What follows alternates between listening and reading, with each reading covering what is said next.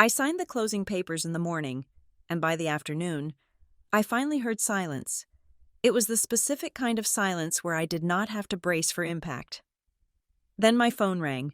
It was not a congratulations, it was a summons. "I am coming in 2 hours, with 12 friends."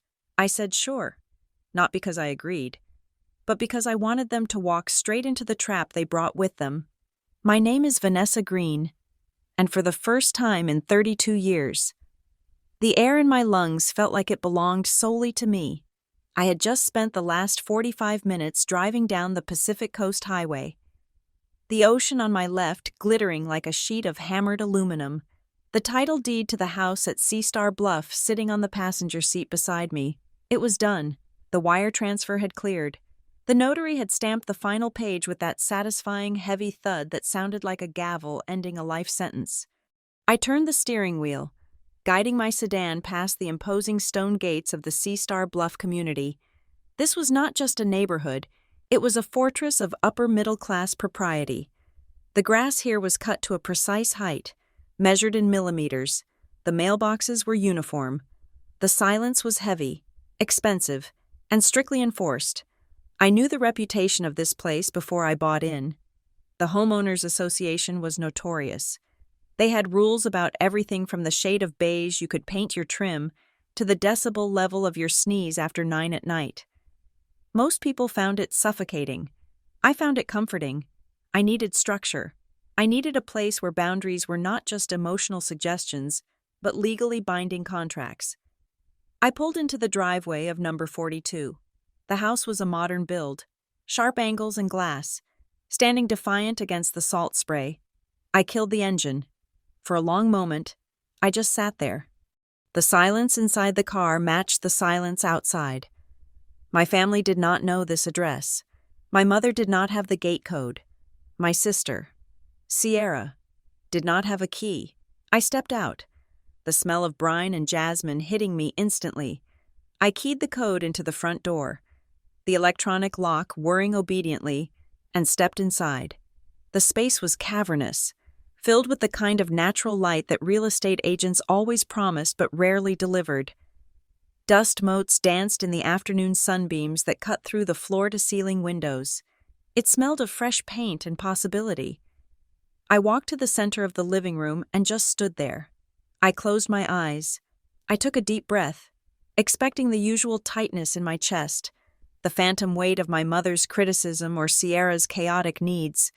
But there was nothing. My chest finally felt loose.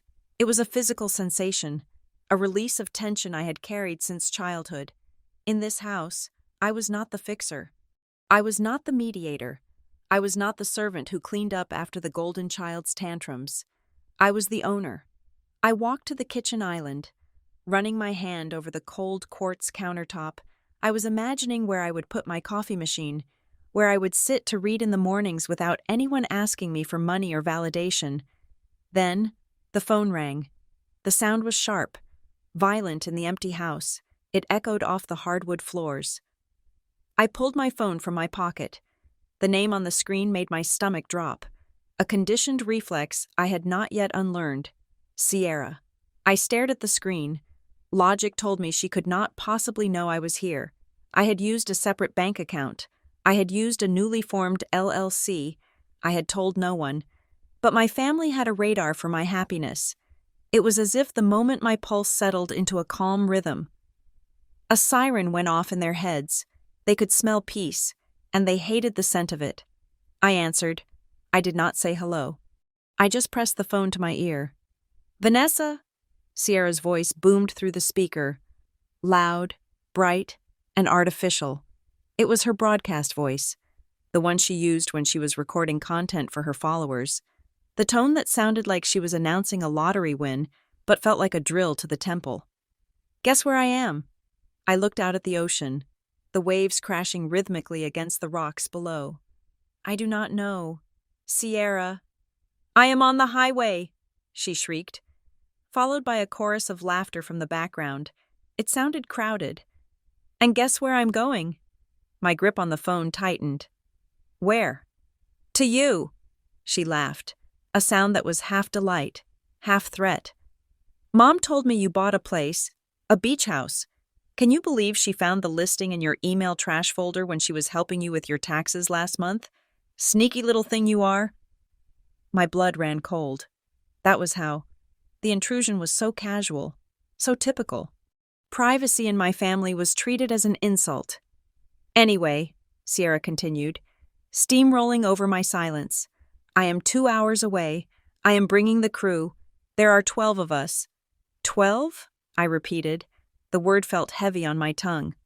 Yeah, 12, me, the production team, and some friends from the city.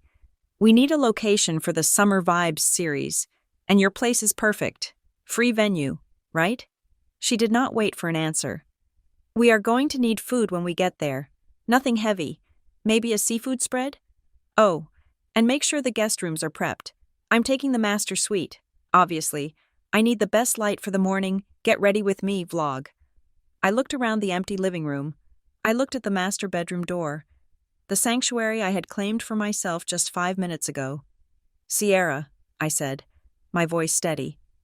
I just moved in today. There is no furniture. There is no food. Figure it out, V, she snapped, her tone dropping the influencer facade for a split second to reveal the bully underneath. You always figure it out. Use an air mattress if you have to. We are staying for 1 month. We need to shoot the whole season. 1 month? She was inviting herself and a dozen strangers to live in my house for 1 month. And where am I supposed to sleep? I asked, though I already knew the answer. The sofa is fine, or the floor. You are not on camera anyway, so it does not matter if you look tired. She laughed again, bringing the audience back in. God, do not be dramatic. We are doing you a favor, putting your little house on the map. I stood there, the phone warm against my ear. The old Vanessa would have panicked. The old Vanessa would have started explaining, apologizing, begging for boundaries that they would simply step over. I would have argued, and Sierra would have used my anger as content. She would have recorded my voice raising, edited it out of context, and posted it with a caption like, "Dealing with toxic family is so draining, boundaries healing." She needed my reaction. My distress was her fuel. I looked at the quartz countertop. I looked at the HOA binder sitting on the island, thick as a Bible. If I said no, she would come anyway. She would pound on the door. She would make a scene. She would make me the villain before I even opened my mouth. But if I said yes... A strange calm washed over me. It was colder than the peace I had felt earlier. It was sharp and metallic. Sure, I said. The word was flat, colorless. On the other end of the line, the laughter stopped. Sierra paused. She had been expecting a fight. She had been prepared to gaslight me, to call me selfish, to threaten to call Mom. She did not know what to do with compliance. Sure? She asked. Suspicious? Sure, I said again. Come over. There was a beat of silence, and then she let out a triumphant cackle. Good. You are learning. Finally. See you in 2 hours. Have the gate code ready. The line went dead. I lowered the phone. My hand was not shaking. My heart was beating slowly, deliberately. A second later, a text message pinged on my screen. Sierra, we're bringing cameras. Don't embarrass me. Make sure the place looks expensive. I stared at the message. Don't embarrass me. The irony was so rich, it almost tasted like blood. I took a screenshot of the text. Then I opened my gallery app, created a new folder, and typed in the name, C*/evidence. I moved the screenshot into it. This was the first file. It would not be the last. I looked around the house again. It was still empty, still beautiful, but the energy had changed. It was no longer a sanctuary. It was a stage. And Sierra was rushing toward it, thinking she was the director. She did not realize she was walking into a demolition zone. I had 2 hours. I did not rush to the grocery store. I did not call a cleaning service. I did not run to buy air mattresses or seafood platters. Instead, I walked calmly to the front door. I checked the heavy deadbolt. I tested the mechanism, sliding it back and forth. Click, click. It was solid. I walked to the sliding glass doors facing the deck and checked the locks there, too. I went to the garage keypad and verified the code. I moved through the house with the methodical precision of a pilot going through a pre-flight checklist. I was not preparing for guests. I was inspecting the perimeter. I was checking the integrity of the trap. I picked up the HOA binder from the island. It was heavy, bound in navy blue leather with the Sea Star Bluff crest embossed in gold. I opened it. The pages were crisp. I turned to the section on guest policies. I turned to the section on noise ordinances. I turned to the section on commercial use of private residences. I read the rules. I memorized the fines. I noted the specific clauses about unauthorized occupants. Most people bought a beach house to escape reality. I had bought this one to enforce it. Sierra thought she was coming to a party. She thought she was coming to trample me one more time, to turn my life into a backdrop for her vanity.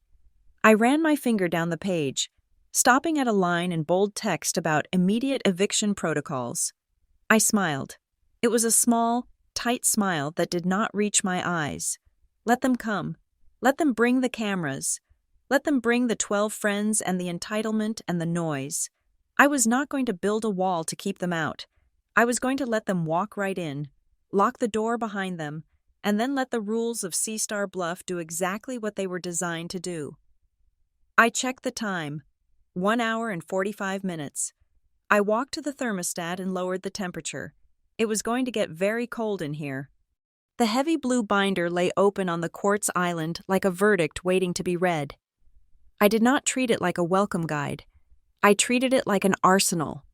My finger traced the table of contents. The paper was thick, glossy, and smelled of high-end printing. Section 4, Parking Regulations.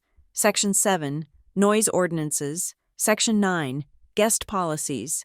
I flipped to page 42. The text was dense, written in a serif font that screamed legal authority.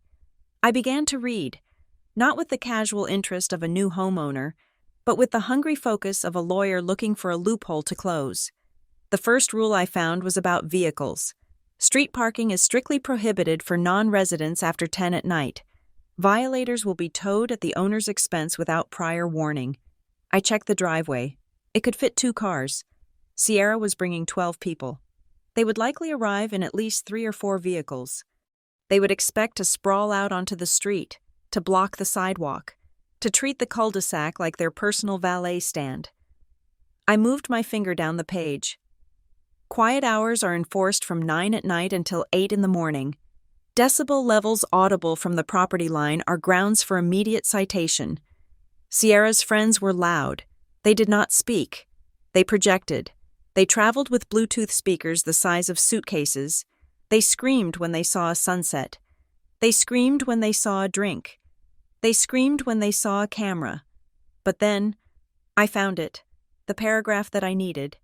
It was halfway down page 45, in a section titled Occupancy and Usage. Maximum overnight occupancy is strictly limited to 6 individuals per dwelling unit. 6. My sister was bringing 12. I read the next line. Unregistered guests are prohibited. All overnight occupants must be registered with the gatehouse 24 hours in advance. Failure to comply will result in a per-head fine of $500 per day and may result in the immediate revocation of guest privileges and mandatory removal from the community. I did not feel fear. I did not feel the old, familiar squeeze of anxiety that usually accompanied Sierra's impending arrival. Instead, I felt a click in my brain. It was the sound of a weapon loading. I did not build boundaries with feelings anymore. Feelings were soft. Feelings were permeable. Sierra could crush feelings. She could cry her way through them, or bully her way over them, or gaslight me until I believed my feelings were wrong. But she could not cry her way through a legally binding homeowners association covenant. I pulled out my phone. I did not call my mother to complain. I did not call Sierra to beg her to be reasonable. I dialed the number listed on the inside cover of the binder, Harbor Gate Community Management. It rang twice. Harbor Gate Community Management. This is Celeste. A woman's voice answered. The voice was perfect. It was crisp, efficient, and utterly devoid of warmth. It was the voice of a woman who managed paperwork, not people. It was the voice of someone who did not care about your grandmother's birthday or your sister's tantrums, but cared very deeply about whether your trash cans were brought in by 5 in the afternoon. "Hello, Celeste?" I said. My voice matched hers, flat, transactional. "My name is Vanessa Green. I am the new owner of the property at 42 Seastar Loop. I just closed on the house this morning." "Welcome to Seastar Bluff, Ms. Green," Celeste said. She sounded like she was typing. "I see the transfer in the system. It just updated. How can I help you? Do you need gate transponders?" "No," I said. "I am calling to report a potential security breach regarding my property." The typing stopped. "Go on," Celeste said. "I have received information that a group of approximately 12 individuals is attempting to gain access to my home in about 90 minutes, I said. I kept my language precise. I did not say my sister. I did not say family. I stripped the emotion out of it until only the facts remained. They are not authorized guests. I have not consented to their stay. They intend to violate the occupancy limit of 6 people, and they intend to conduct commercial filming on the premises without a permit." "Commercial filming?" Celeste asked. Her tone sharpened. "That is a Tier 1 violation." "Yes," I said. "They are social media influencers. They have cameras." "I see," Celeste said. I could hear the click of a mouse. "And you are stating, for the record, that these individuals do not have your permission to enter or remain on the property?" "That is correct," I said. "I am currently inside the residence. I am requesting that the community policies be strictly enforced. I want to ensure that no unauthorized vehicles are allowed through the main gate, and if they somehow bypass the gate, I want them removed." There was a brief silence on the other end. I could imagine Celeste adjusting her headset. "Ms. Green," she said, and her voice dropped an octave, becoming confidential but professional. "If these people are family or friends, these situations can get messy.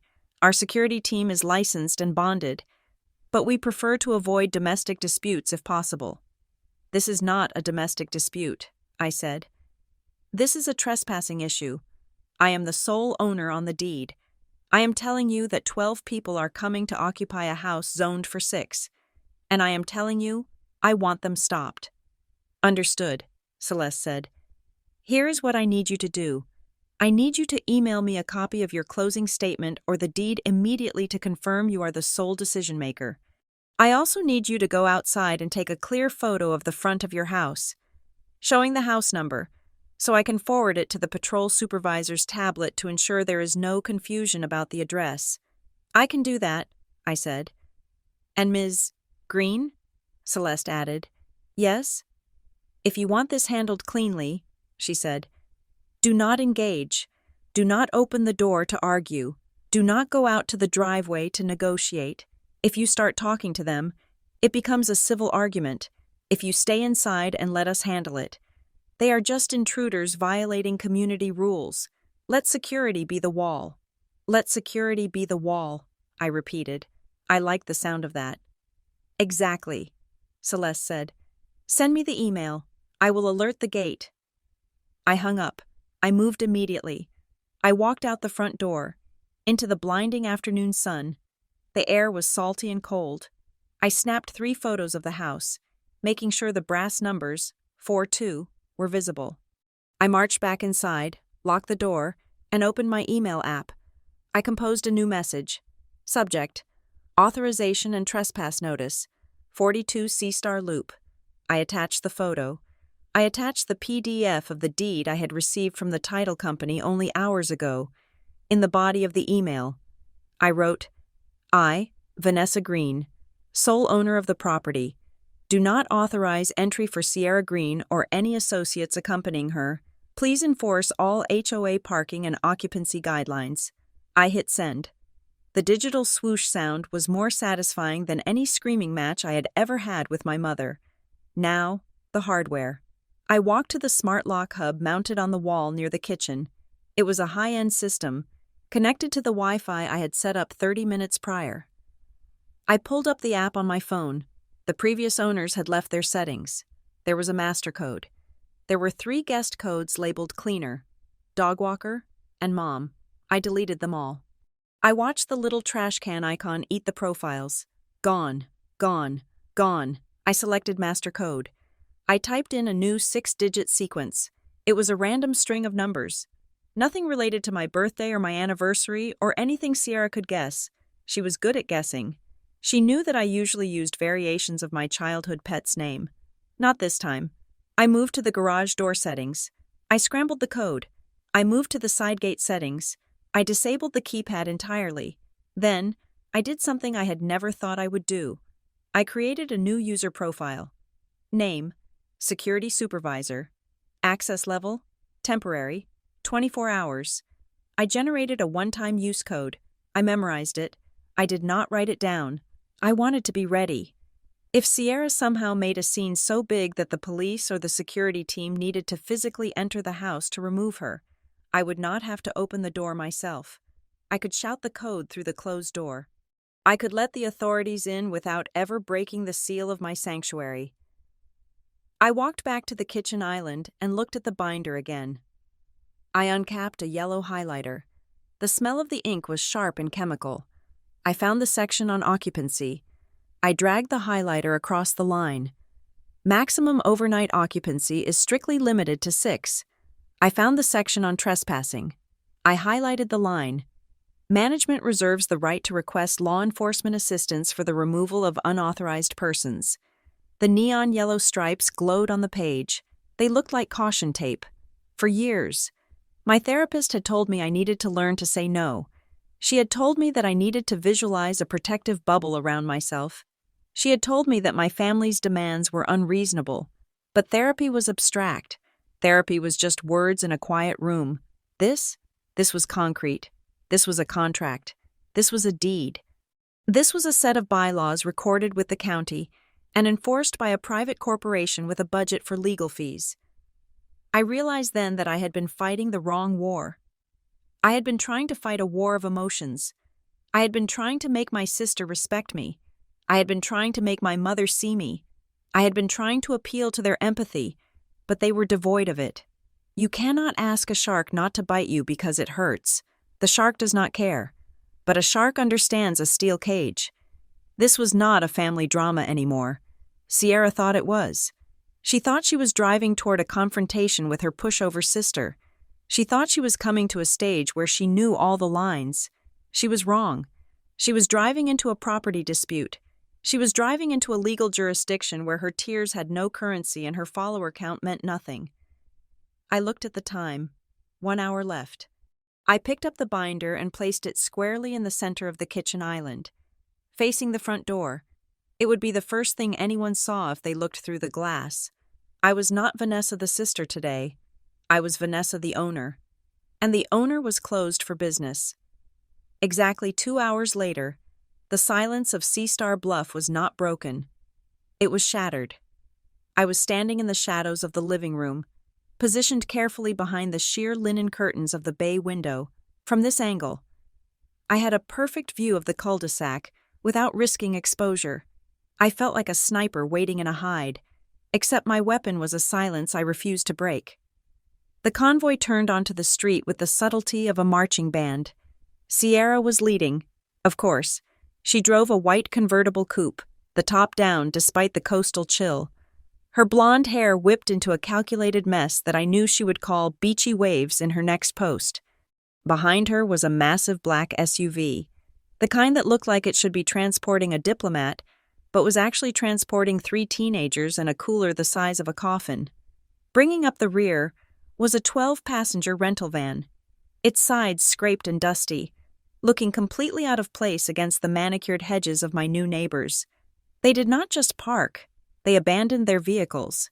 Sierra pulled her coupe diagonally across my driveway, effectively blocking access to the garage. The SUV mounted the curb, crushing a patch of ornamental seagrass that the HOA landscapers probably trimmed with nail scissors.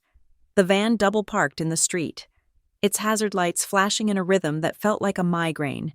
Doors flew open. It was like watching a clown car explosion. But instead of clowns, It was a platoon of content creators. I watched them spill out. There were exactly 12 of them, just as she had threatened, but it was the luggage that made my breath hitch. This was not an overnight bag situation. This was an invasion. I saw hard-shell suitcases, the metallic kind that scratch floors. I saw duffel bags bursting at the seams. I saw a young man in a neon hoodie struggle to unload a professional-grade ring light stand.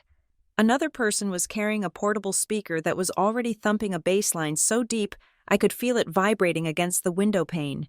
They were carrying tripods. They were carrying styrofoam coolers. One girl was holding a gold-colored inflatable flamingo. They treated the street like a staging area. Voices carried clearly through the glass. "Okay, guys," Sierra's voice cut through the air, high and commanding. She was holding her phone up. The front-facing camera locked on her face. "We just arrived. Look at this place. Sea-Star Bluff. Baby. Family beach house tour coming in 5, 4, 3. She spun around, panning the camera toward my house. I instinctively took a half step back, though I knew she could not see me through the glare of the afternoon sun on the windows. Sierra marched up the walkway.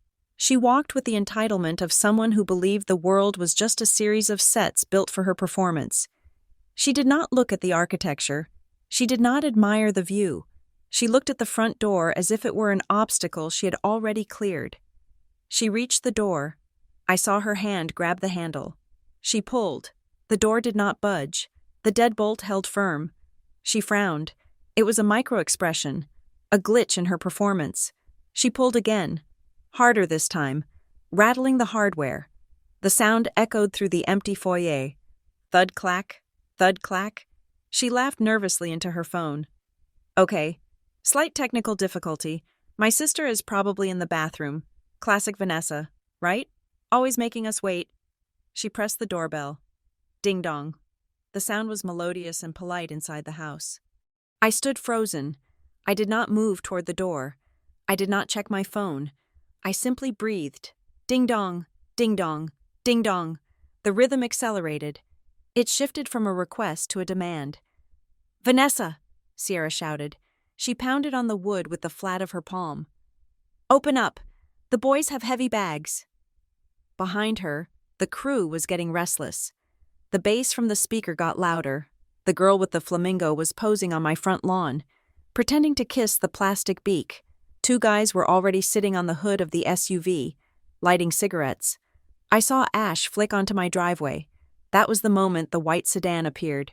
It glided around the corner silently, like a shark in calm water. On the side, in discreet navy lettering, it read, "Harbor Gate Security." My heart did not race. In fact, my pulse slowed down. Celeste had kept her word. The car stopped right behind the double-parked rental van. The driver's door opened, and a man stepped out. He was not what I expected. I had anticipated a retired cop or a bored teenager. This man looked like a Secret Service agent who had been demoted to the suburbs but kept the attitude. His uniform was crisp. He held a clipboard against his chest like a shield. He did not yell. He did not put his hand on his belt. He just stood there, waiting. Sierra turned around. She saw the uniform and immediately brightened. To her, this was just another character in her scene. "Oh, hi," she called out, waving her phone at him. "Are you at the community? We are just unpacking. We are obsessed with this neighborhood. Say hi to the vlog." The security officer did not say hi to the vlog. He did not even look at the phone. He walked past the van, past the smoking teenagers, who quickly hid their cigarettes, and stopped at the bottom of the porch steps. "Ma'am," he said. His voice was projected but calm. "I need you to lower the volume of that music immediately." Sierra blinked. She laughed, a bubbly, disarming sound that usually worked on bartenders and ex-boyfriends. "Oh, sorry. We are just excited. Family reunion." She pointed at the door. "She is just indisposed. We are waiting for the code." The officer looked down at his clipboard. He flipped a page. The movement was slow, deliberate. "I have the owner of record for 42 Sea-Star Loop listed as Vanessa Green," he said. "See?" Sierra beamed. "I told you, I am Sierra Green. Her sister. I see that, the officer said. He looked up. His eyes were covered by aviator sunglasses, reflecting Sierra's confused face. However, I have a specific directive from the homeowner regarding this property. Sierra's smile faltered. What directive? Ms. Green has notified management that there are to be no unregistered guests on the premises, he stated. She has flagged this address for strict enforcement of occupancy limits. The limit is 6, I count. He paused, making a show of counting heads, pointing a gloved finger at each person frozen on the lawn. 12 individuals. The driveway went quiet. The music had been turned off, but the silence was louder. That is ridiculous, Sierra scoffed. She dropped the phone to her side. She is my sister. She is just being dramatic. She does this. It is a prank. Vanessa. V. She spun around and slammed her hand against the glass panel next to the door. She pressed her face against it, peering into the dark hallway. Vanessa, stop being weird. Get out here. I stood 10 feet away, concealed by the shadow of a pillar and the heavy curtain. I could see her eyes searching, manic and furious. She looked like a fish in a tank, tapping on the glass, demanding to be fed. I did not move. I did not flinch. I let the silence hang there. Ma'am, the officer said.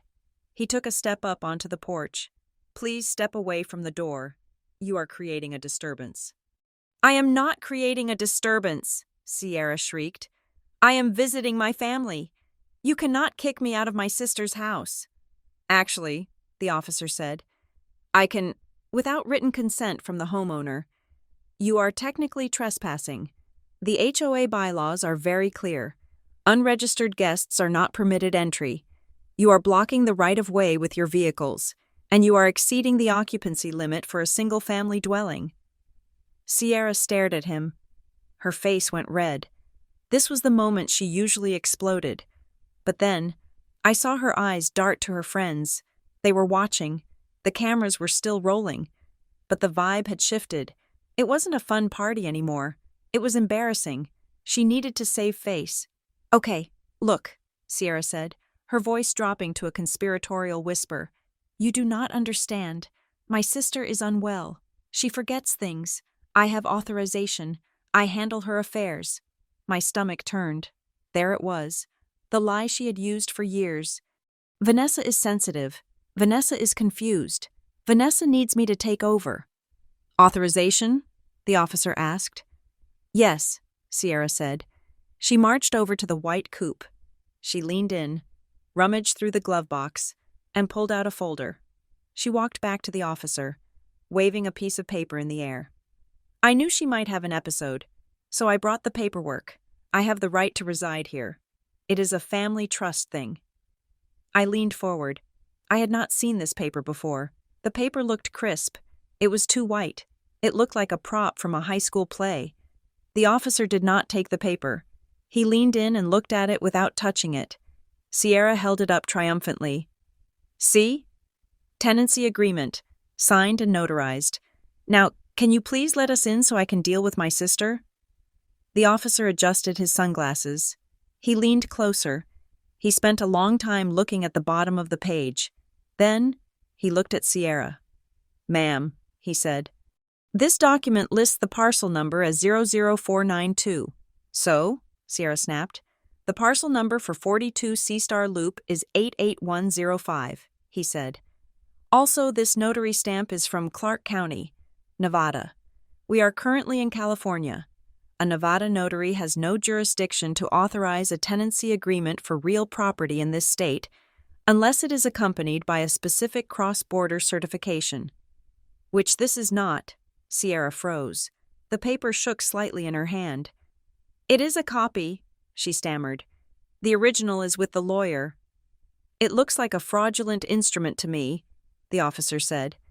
His tone had changed. The boredom was gone. It was replaced by the sharp, metallic edge of authority. Presenting a falsified document to security personnel to gain access to a private residence is a serious issue. Ma'am.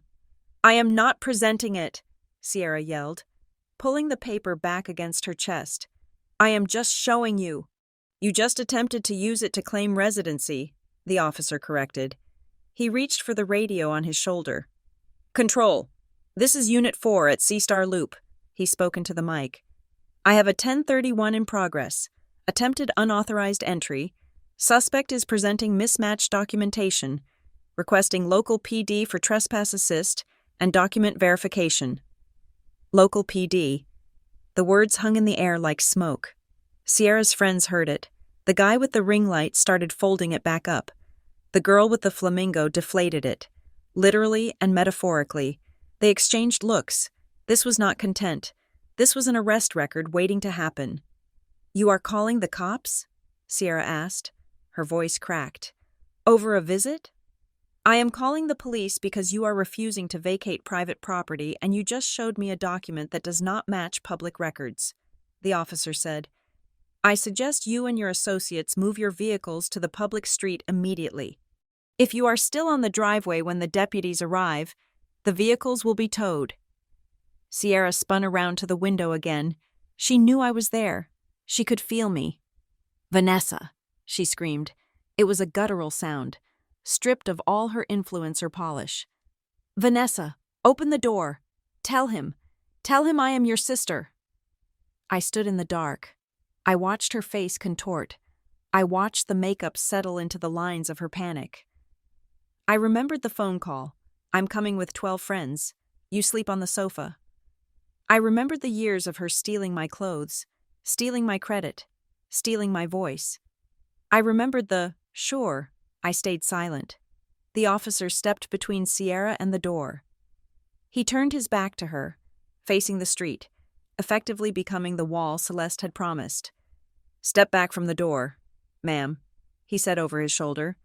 Sierra looked at him, then at her friends who were already retreating to the van, then back at the dark windows of my house. She looked at the paper in her hand. She crumbled it into a ball, then realized that was a mistake, and tried to smooth it out again. She was losing control of the narrative. The cameras were off. The audience was just me, invisible and unmoving. I checked my watch. The police would be here in 7 minutes. The nearest station was just down the coast. I walked to the kitchen and poured myself a glass of water. My hands were steady. I took a sip. It tasted like victory. The arrival of the local police changed the atmosphere in the cul-de-sac instantly. When the security guard had pulled up, the mood was annoyed. It was a friction between a rule breaker and a rule enforcer. But when the 2 sheriff's cruisers turned the corner, their lights cutting through the afternoon haze in silent, strobing bursts of blue and red, the mood curdled into something much darker. It became an incident. I watched through the sheer curtains as the deputies stepped out. They were not smiling. They adjusted their belts. They tapped the small black squares on their chests, body cameras. The little green lights blinked on. This was the detail that changed everything. Sierra lived her life for cameras, but only the ones she could edit. She lived for the angles she could manipulate, the lighting she could control, and the narrative she could stitch together in post-production. A police body camera was the anti-influencer. It did not care about your good side. It did not care about your follower count. It was a relentless, unblinking mechanical eye that recorded raw, ugly facts. I saw Sierra's posture shift. She straightened up. She tucked a stray lock of hair behind her ear. She put her phone in her back pocket. She was physically switching gears from outraged victim to cooperative citizen, but her eyes were darting around like a trapped animal. The security guard spoke to the lead deputy. He pointed at the white coupe. He pointed at the group of friends huddled by the rental van. And then, he pointed at my front door. The deputy nodded. He was a tall man with a face that looked like it had been carved out of granite.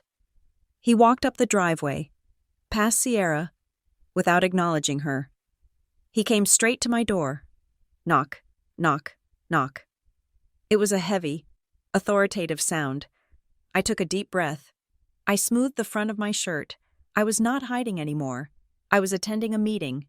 I unlocked the deadbolt. The sound was a loud clack in the silent house. I turned the handle. I opened the door exactly 6 inches. I did not step out. I planted my feet firmly on the hardwood of the foyer. I kept my hand on the doorknob, my body blocking the sliver of space I had created. This was a specific choice. If I stepped out onto the porch, I was entering their space. I was entering the public domain where Sierra could rush me, hug me, or scream in my face to create a scene. By staying inside, I was maintaining the legal boundary of the dwelling. I was the queen in her castle, speaking from the throne. "Ms. Green?" the deputy asked. "Yes," I said. My voice was clear. It did not shake. "I am Vanessa Green. I am the homeowner." "We have a report of a disturbance and a potential trespass," the deputy said. "Can you confirm if these individuals are guests of yours?" I looked past the deputy. I looked straight at Sierra. She was standing at the bottom of the steps. Her face was pale. She looked ready to jump in, to interrupt, to throw a verbal smoke bomb. "They are not guests," I said. "I do not know most of them, and the one I do know was told she was not welcome." "Liar!" Sierra shouted. The word ripped out of her before she could stop it. She lunged forward a step, but the second deputy put a hand up, stopping her. "She is lying. She told me to come. She said, 'Sure,' on the phone. I have witnesses." She turned to her friends, gesturing wildly. "Tell them. I put it on speaker. You all heard her say, 'Sure.'" The friends looked uncomfortable. A few of them shuffled their feet. They did not want to speak to the police. They wanted to be back in the van. The lead deputy looked back at me. "Ma'am, did you invite them?" "I told my sister that I was buying this house for peace," I said, keeping my eyes on Sierra. "She called me 2 hours ago and told me, she did not ask, she told me that she was coming with 12 people to live here for a month. She told me she was taking the master bedroom. She told me to sleep on the sofa." I paused. I saw the friends exchange glances. This was new information for them. "And yes," I continued, my voice dropping lower, becoming harder. "When she demanded to come over, I said sure." "See?" Sierra screamed. "Verbal contract. She agreed." I looked Sierra dead in the eye. "I said sure because I wanted you to drive 2 hours to hear the word no to your face," I said. "I wanted you to hear it from a woman you cannot bully anymore. I wanted you to hear it in front of a police officer so that for the first time in your life, you cannot pretend I agreed to be your victim." The silence that followed was absolute. Sierra's mouth opened, but no sound came out. It was as if I had slapped her. She had built her entire reality on the idea that I was weak, that I was a resource to be harvested. She had never calculated for a version of me that used her own momentum against her. I shifted my gaze to the group of friends by the van. They were young. They looked trendy and expensive, but right now, they just looked confused. "Did she tell you this was a family vacation?" I asked them. One girl, the one who had been holding the flamingo, nodded slowly. "Did she tell you I invited you?" I asked. The girl nodded again. "Did she tell you that she demanded I cook for you and clean up after you?" I asked. "Did she tell you that she was kicking me out of my own bedroom so she could film content, and that I was supposed to sleep on the floor in the living room while you all partied?" The girl's eyes went wide. She looked at Sierra. The look was not friendly. It was the look of someone realizing they had been cast as a villain in a movie they thought was a comedy. "We didn't know that," the girl whispered. "She said you guys were close. She said you wanted us here to hype the house." "I do not want you here," I said. "I do not know you. This is my private residence. You are not authorized to be on this property." The friends started backing away. The illusion was gone. The girls' trip vibe had evaporated, replaced by the stark reality that they were intruders in a stranger's home. They began to whisper to each other, moving toward the van, distancing themselves from Sierra. Sierra saw her audience leaving. She saw her narrative crumbling. She tried to pivot.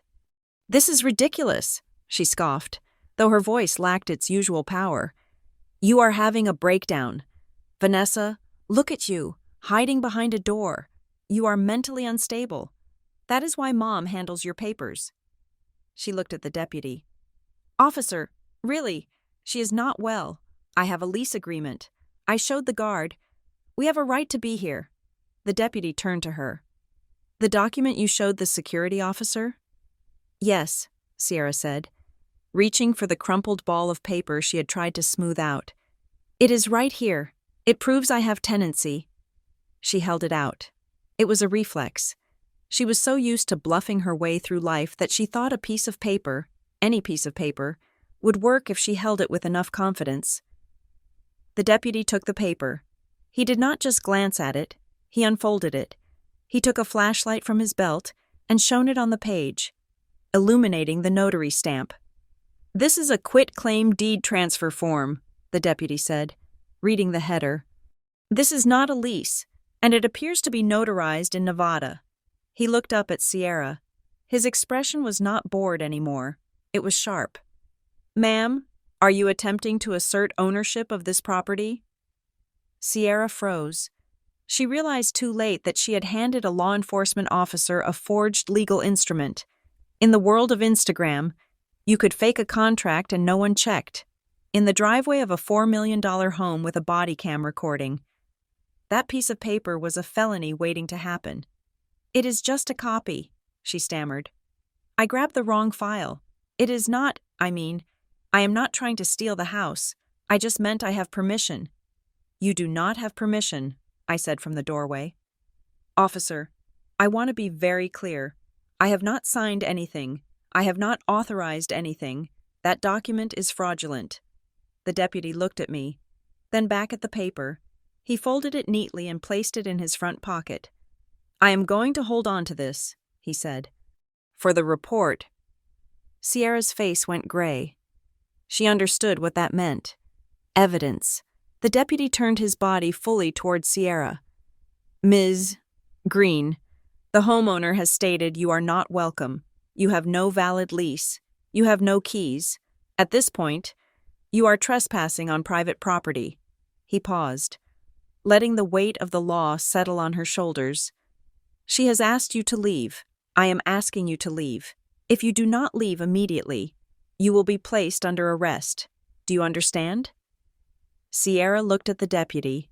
She looked at the security guard who was standing by his car with his arms crossed. She looked at her friends, who were now actively loading their bags back into the van, ignoring her completely. She looked at me. There was no love in her eyes. There was no sisterly bond. There was only pure, unadulterated rage. It was the rage of a narcissist who has been denied. Fine, she spat. She spun around on her heel. She marched to her white coupe. She did not open the door for anyone. She did not check on her friends. She got in, slammed the door, and started the engine. The engine roared, a loud, obnoxious sound that felt impotent against the silence of the law. The deputy looked at me. Do you want to pursue a formal trespass order? Ma'am, it means if she comes back, we arrest her on sight. Yes, I said. I want them formally trespassed. All of them. We will get their IDs before they roll out, the deputy said.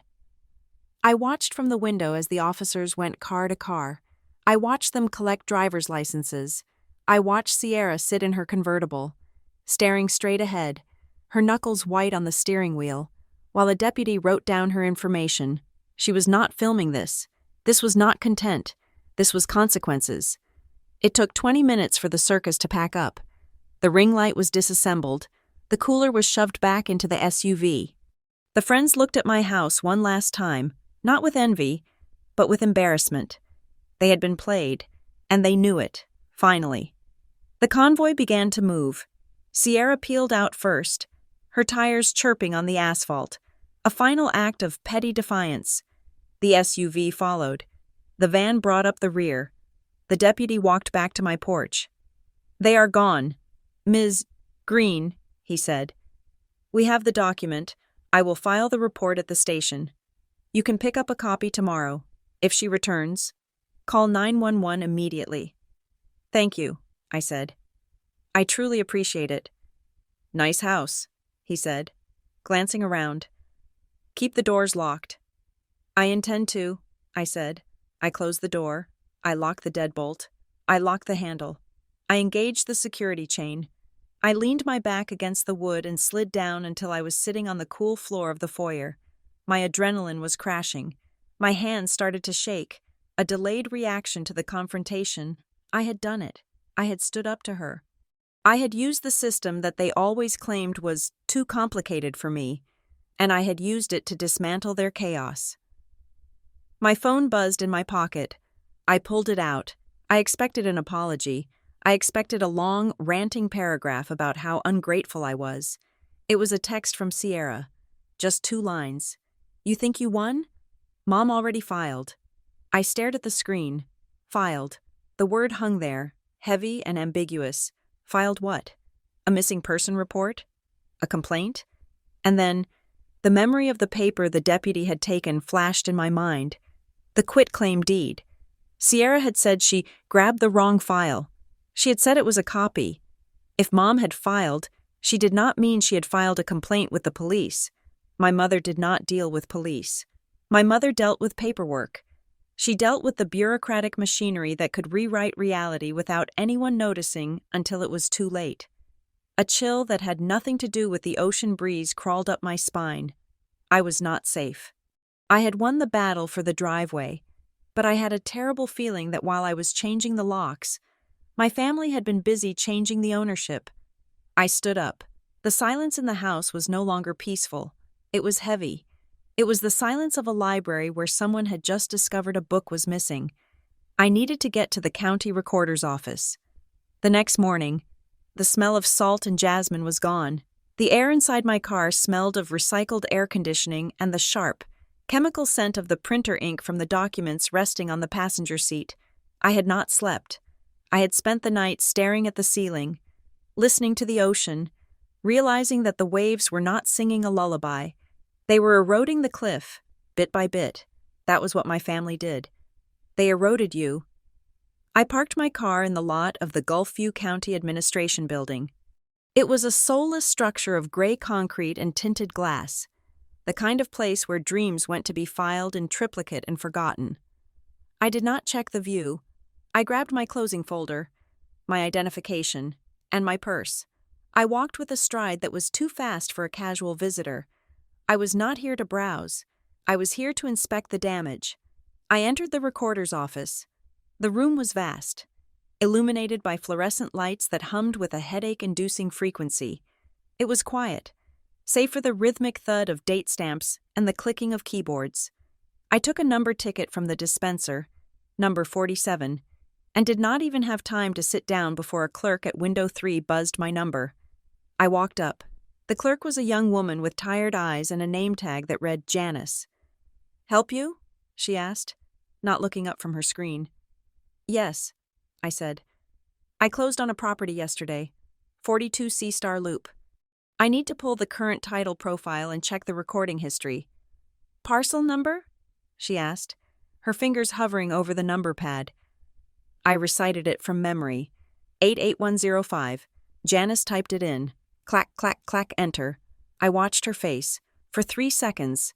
She was bored. Then, her eyebrows pulled together, she squinted at the screen.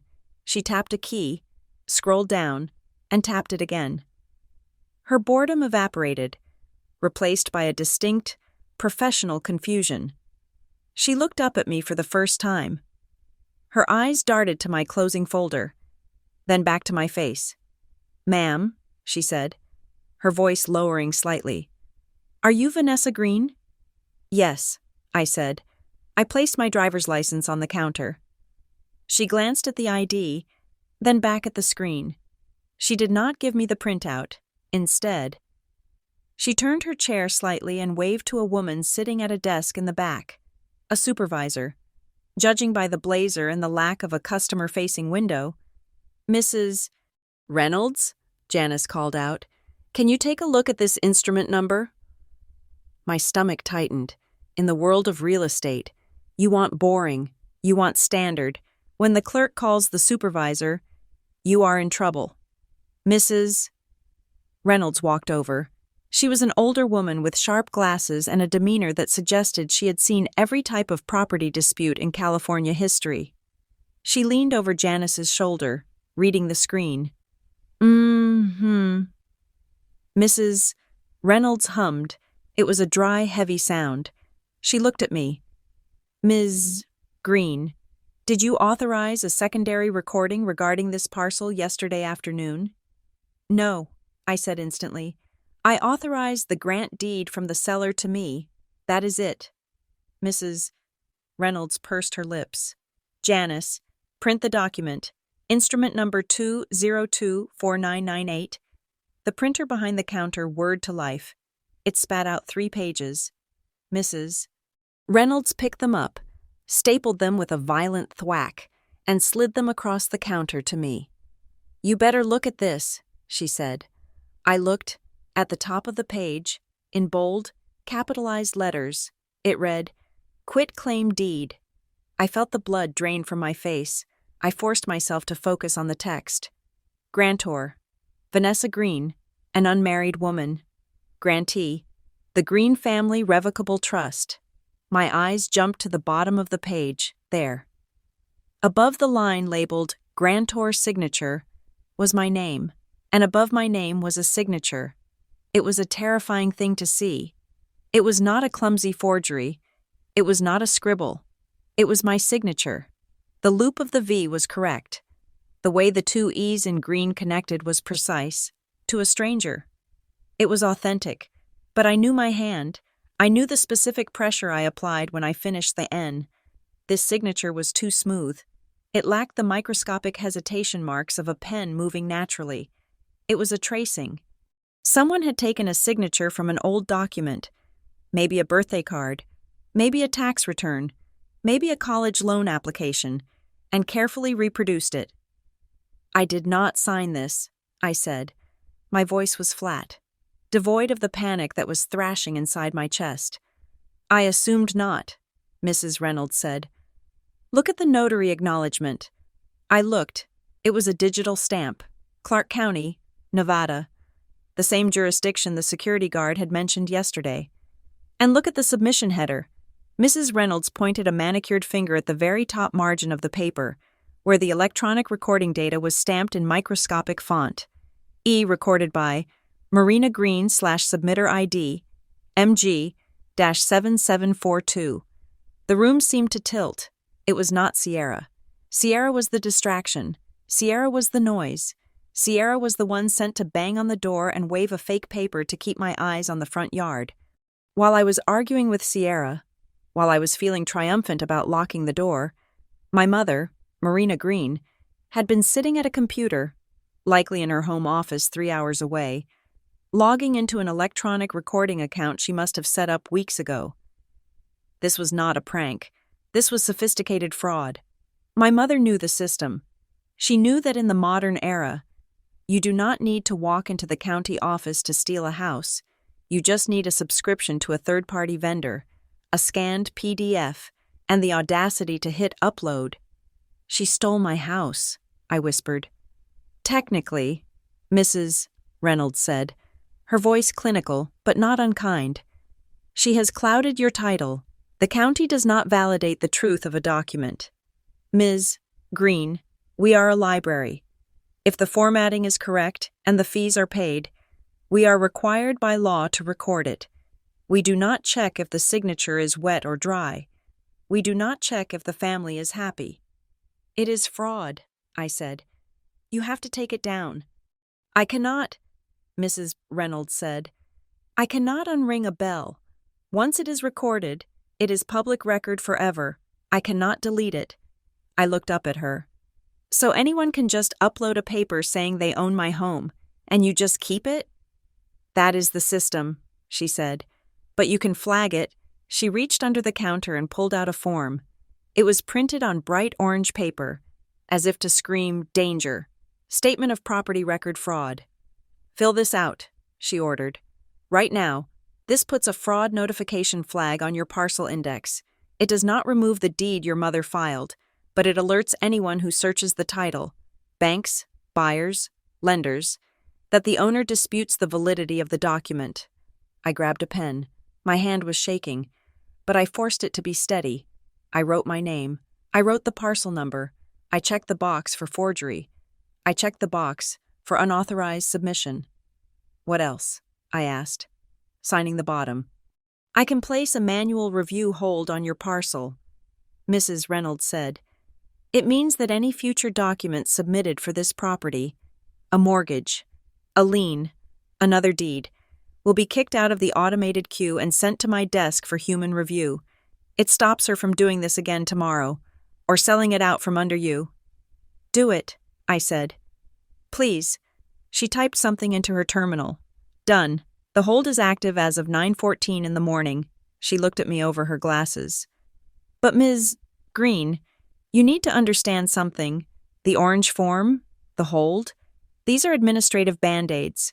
The deed she recorded yesterday is still there. It effectively transfers ownership to this trust. You currently do not have clear title to your own house. How do I fix it? I asked. You need a judge, she said bluntly. You need to file a civil lawsuit for quiet title. You need an affidavit of forgery. You need a court order telling me to expunge or void that instrument. I am a clerk. I handle paper. You need a lawyer who handles sharks. I took the orange form's carbon copy. I took the printout of the forged deed. Thank you, I said. I walked out of the office. The fluorescent light seemed brighter now, harsher. I felt exposed. My family had not just violated my boundaries, they had violated the public record. They had inserted themselves into the legal definition of my property. I walked to my car, but I did not get in. I stood in the parking lot, the asphalt radiating heat. I pulled out my phone. I did not call Sierra. I did not call my mother to scream, "Why?" That would be giving them what they wanted, an emotional reaction. They wanted me to call crying. They wanted me to sound crazy so they could record it and say, "See? She is unstable." We had to take the house to protect her assets. I opened my contacts. I scrolled to the number I had saved yesterday during the closing meeting. First Coastal Title Insurance. Emergency hotline. I pressed call. Claims department. This is David, a voice answered. David, I said. My name is Vanessa Green. Policy number 77294. I closed yesterday. Yes, Ms. Green, David said, sounding surprised to hear from a client less than 24 hours after closing. Is there an issue with the wire? No, I said.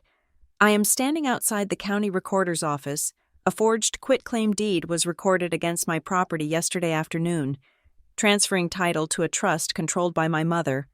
The silence on the other end was profound. Title insurance claims usually happened years later. Over obscure easement issues, they did not happen the next day.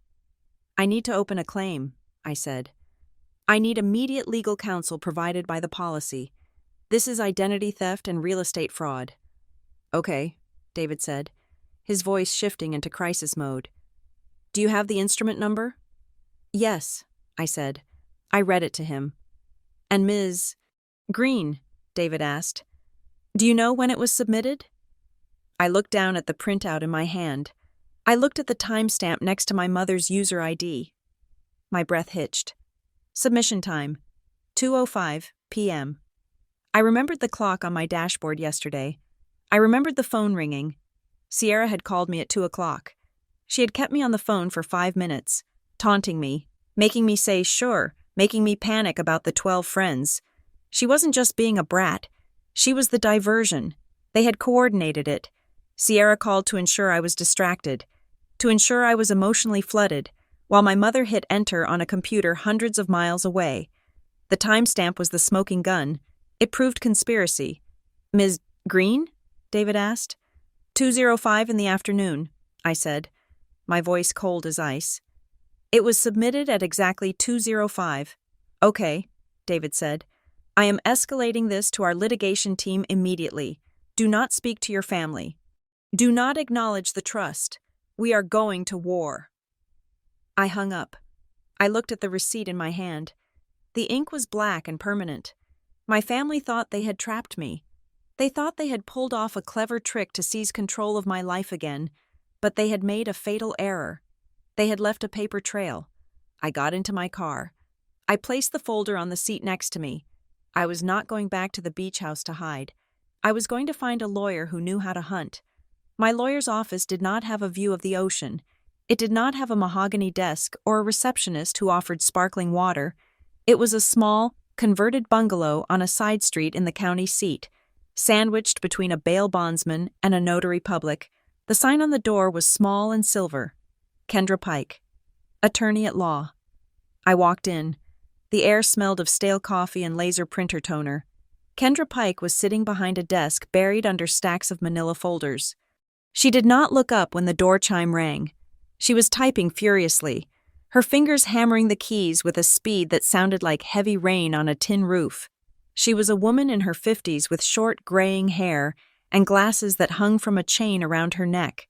She did not look like a shark. She looked like a librarian who had seen too much and had stopped being polite about it. "Sit," she said, without stopping her typing. "And put your phone on airplane mode. If your family calls, I do not want to hear it." I sat. I placed my closing folder and the forged deed on the only clear spot on her desk. Kendra finished her sentence, hit enter, and finally looked at me. Her eyes were sharp, intelligent, and completely devoid of pity. I liked her immediately. I did not want a hug. I wanted a strategist. "I spoke with David from the Title Insurance Claims Department," Kendra said. Her voice was raspy, the voice of someone who spent her days arguing in courtrooms. "They are covering the quiet title action. They are going to pay to clear the deed. That is good. That saves you $50,000 in legal fees. But the title company moves at the speed of a glacier. They care about the property. I care about you."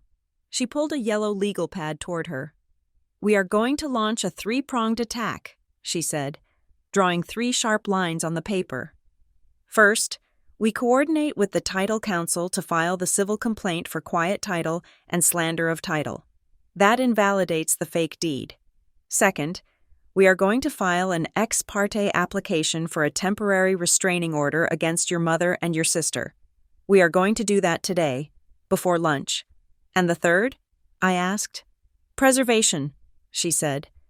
"We are going to send immediate preservation letters to the e-recording vendor your mother used, the internet service provider associated with the IP address, and the Secretary of State regarding that Nevada notary. We are going to freeze the digital footprint before they can delete it." She spun her monitor around so I could see it. It was a blank Word document. "I need a declaration," she said. "I do not want your feelings. I do not want a diary entry about how mean they were to you in high school. I want facts, dates, times, actions, evidence." "I can do that," I said. "Start talking," she said. "I type faster than you." For the next hour, the room was filled with the sound of my voice and the relentless clacking of her keyboard. I told her about the phone call at 2 o'clock. I told her about the sure. I told her about the 12 friends. I told her about the police arrival. I told her about the forged deed recorded at 2:05. I told her about the text message. "Mom already filed." Kendra did not gasp. She did not shake her head. She just typed. She was converting my trauma into an affidavit. She was stripping the pain away and leaving only the weaponized truth. "Okay," she said, hitting print. "Review this. Sign it under penalty of perjury. Attach the screenshots of the texts and the photo of the police report number as Exhibits A and B." I read the document. It was cold. It was clinical. It was beautiful.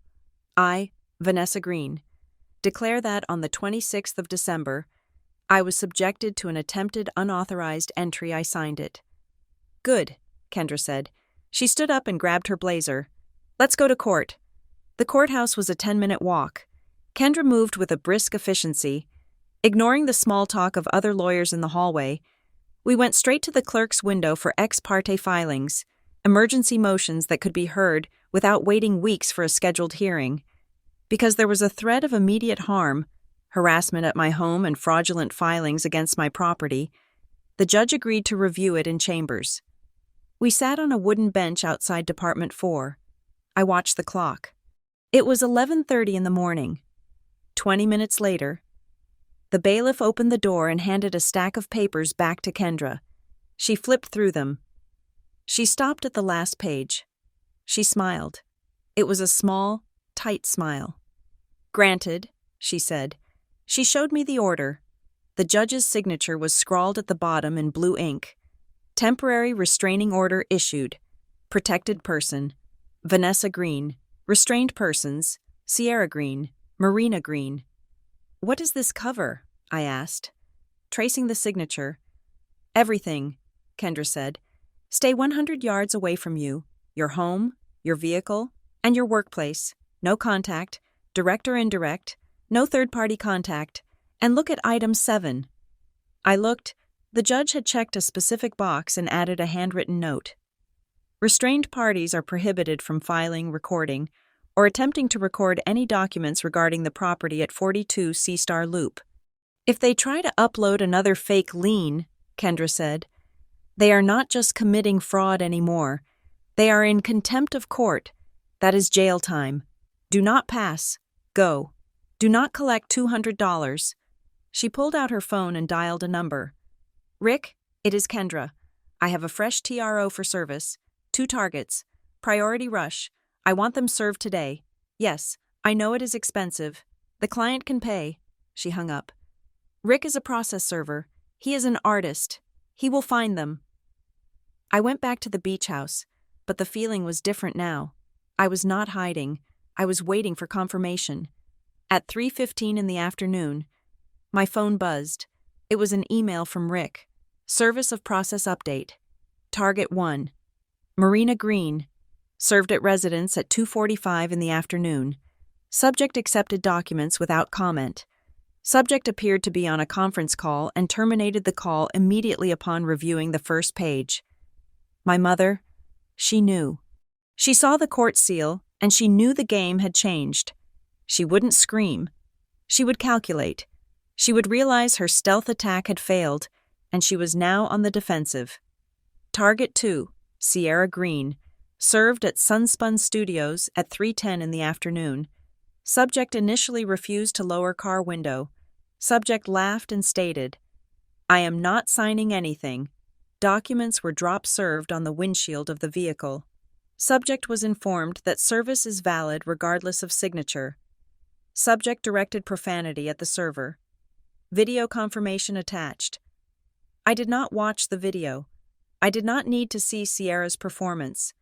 The fact that she laughed meant she still did not understand.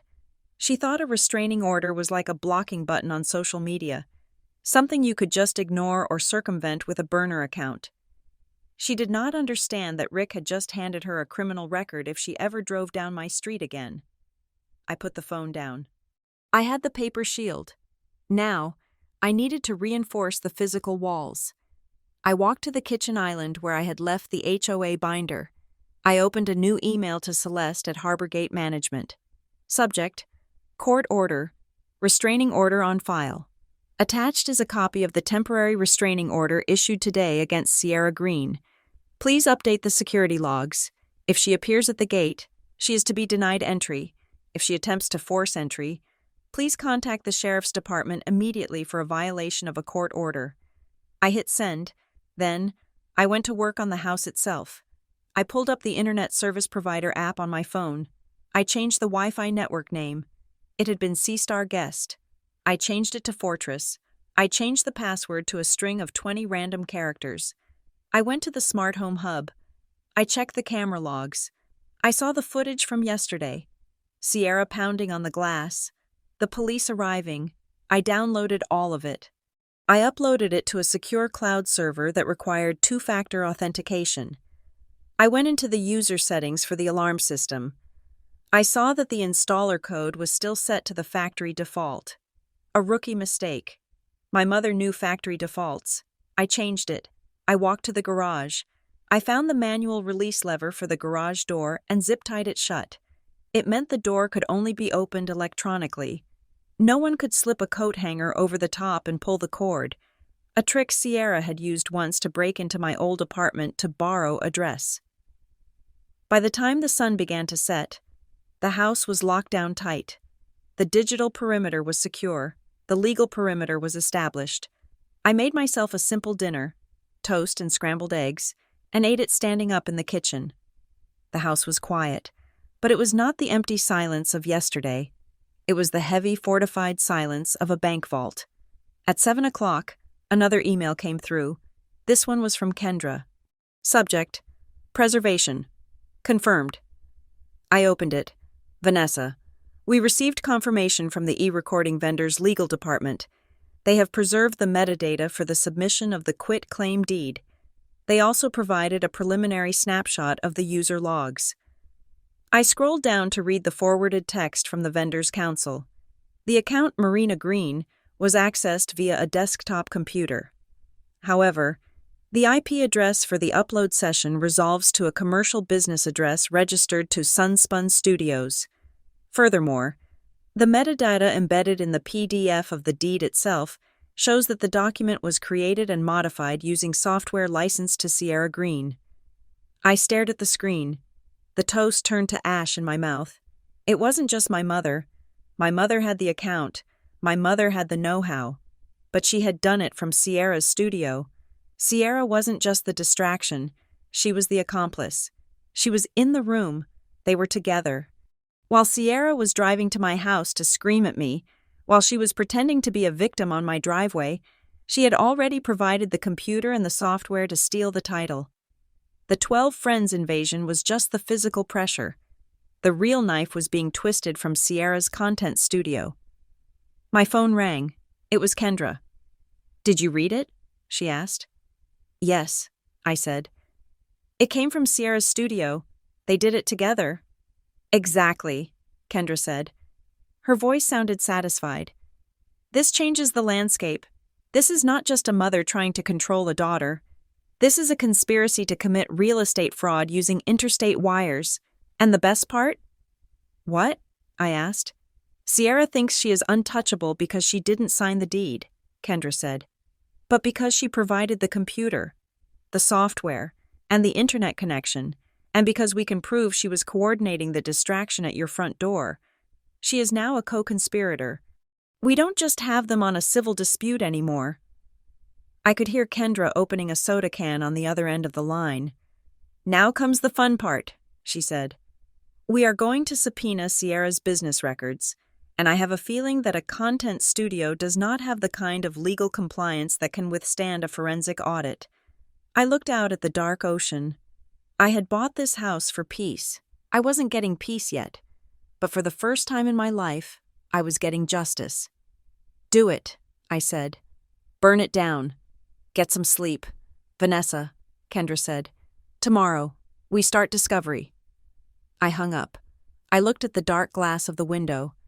I could not see my reflection, but I knew I looked different. The victim was gone. The plaintiff had arrived. The silence in Kendra's office was different this time. It was not the silence of concentration.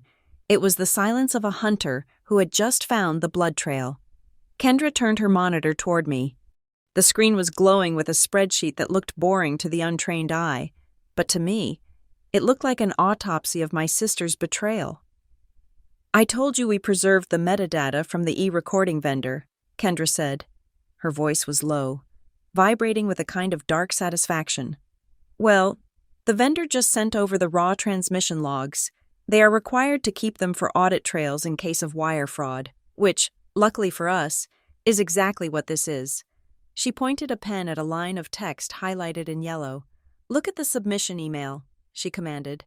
I leaned in. I expected to see my mother's personal email address, the one she used for family newsletters and passive-aggressive forwards. Instead, I saw a business domain. Contact: Billings Unspun Studios, .com. I felt a cold prickle at the back of my neck. "That is Sierra's company," I said. "That is the LLC she uses for her brand deals. Sunspun Studios." "Exactly," Kendra said. "Now, look at the IP address origin." She tapped the screen. 72.14. It meant nothing to me until she pulled up a second window, a geolocation map. The upload came from a dedicated business fiber line registered to Sunspun Studios in Los Angeles, Kendra explained. "This was not your mother sitting at her kitchen table in the suburbs. This was done from Sierra's professional content studio, and look at the timestamp." I looked. Upload complete. 1:58 in the afternoon. I froze. 1:58? I repeated. Sierra called you at 2 o'clock, Kendra said. She called you 2 minutes after the deed was successfully uploaded to the county recorder's queue.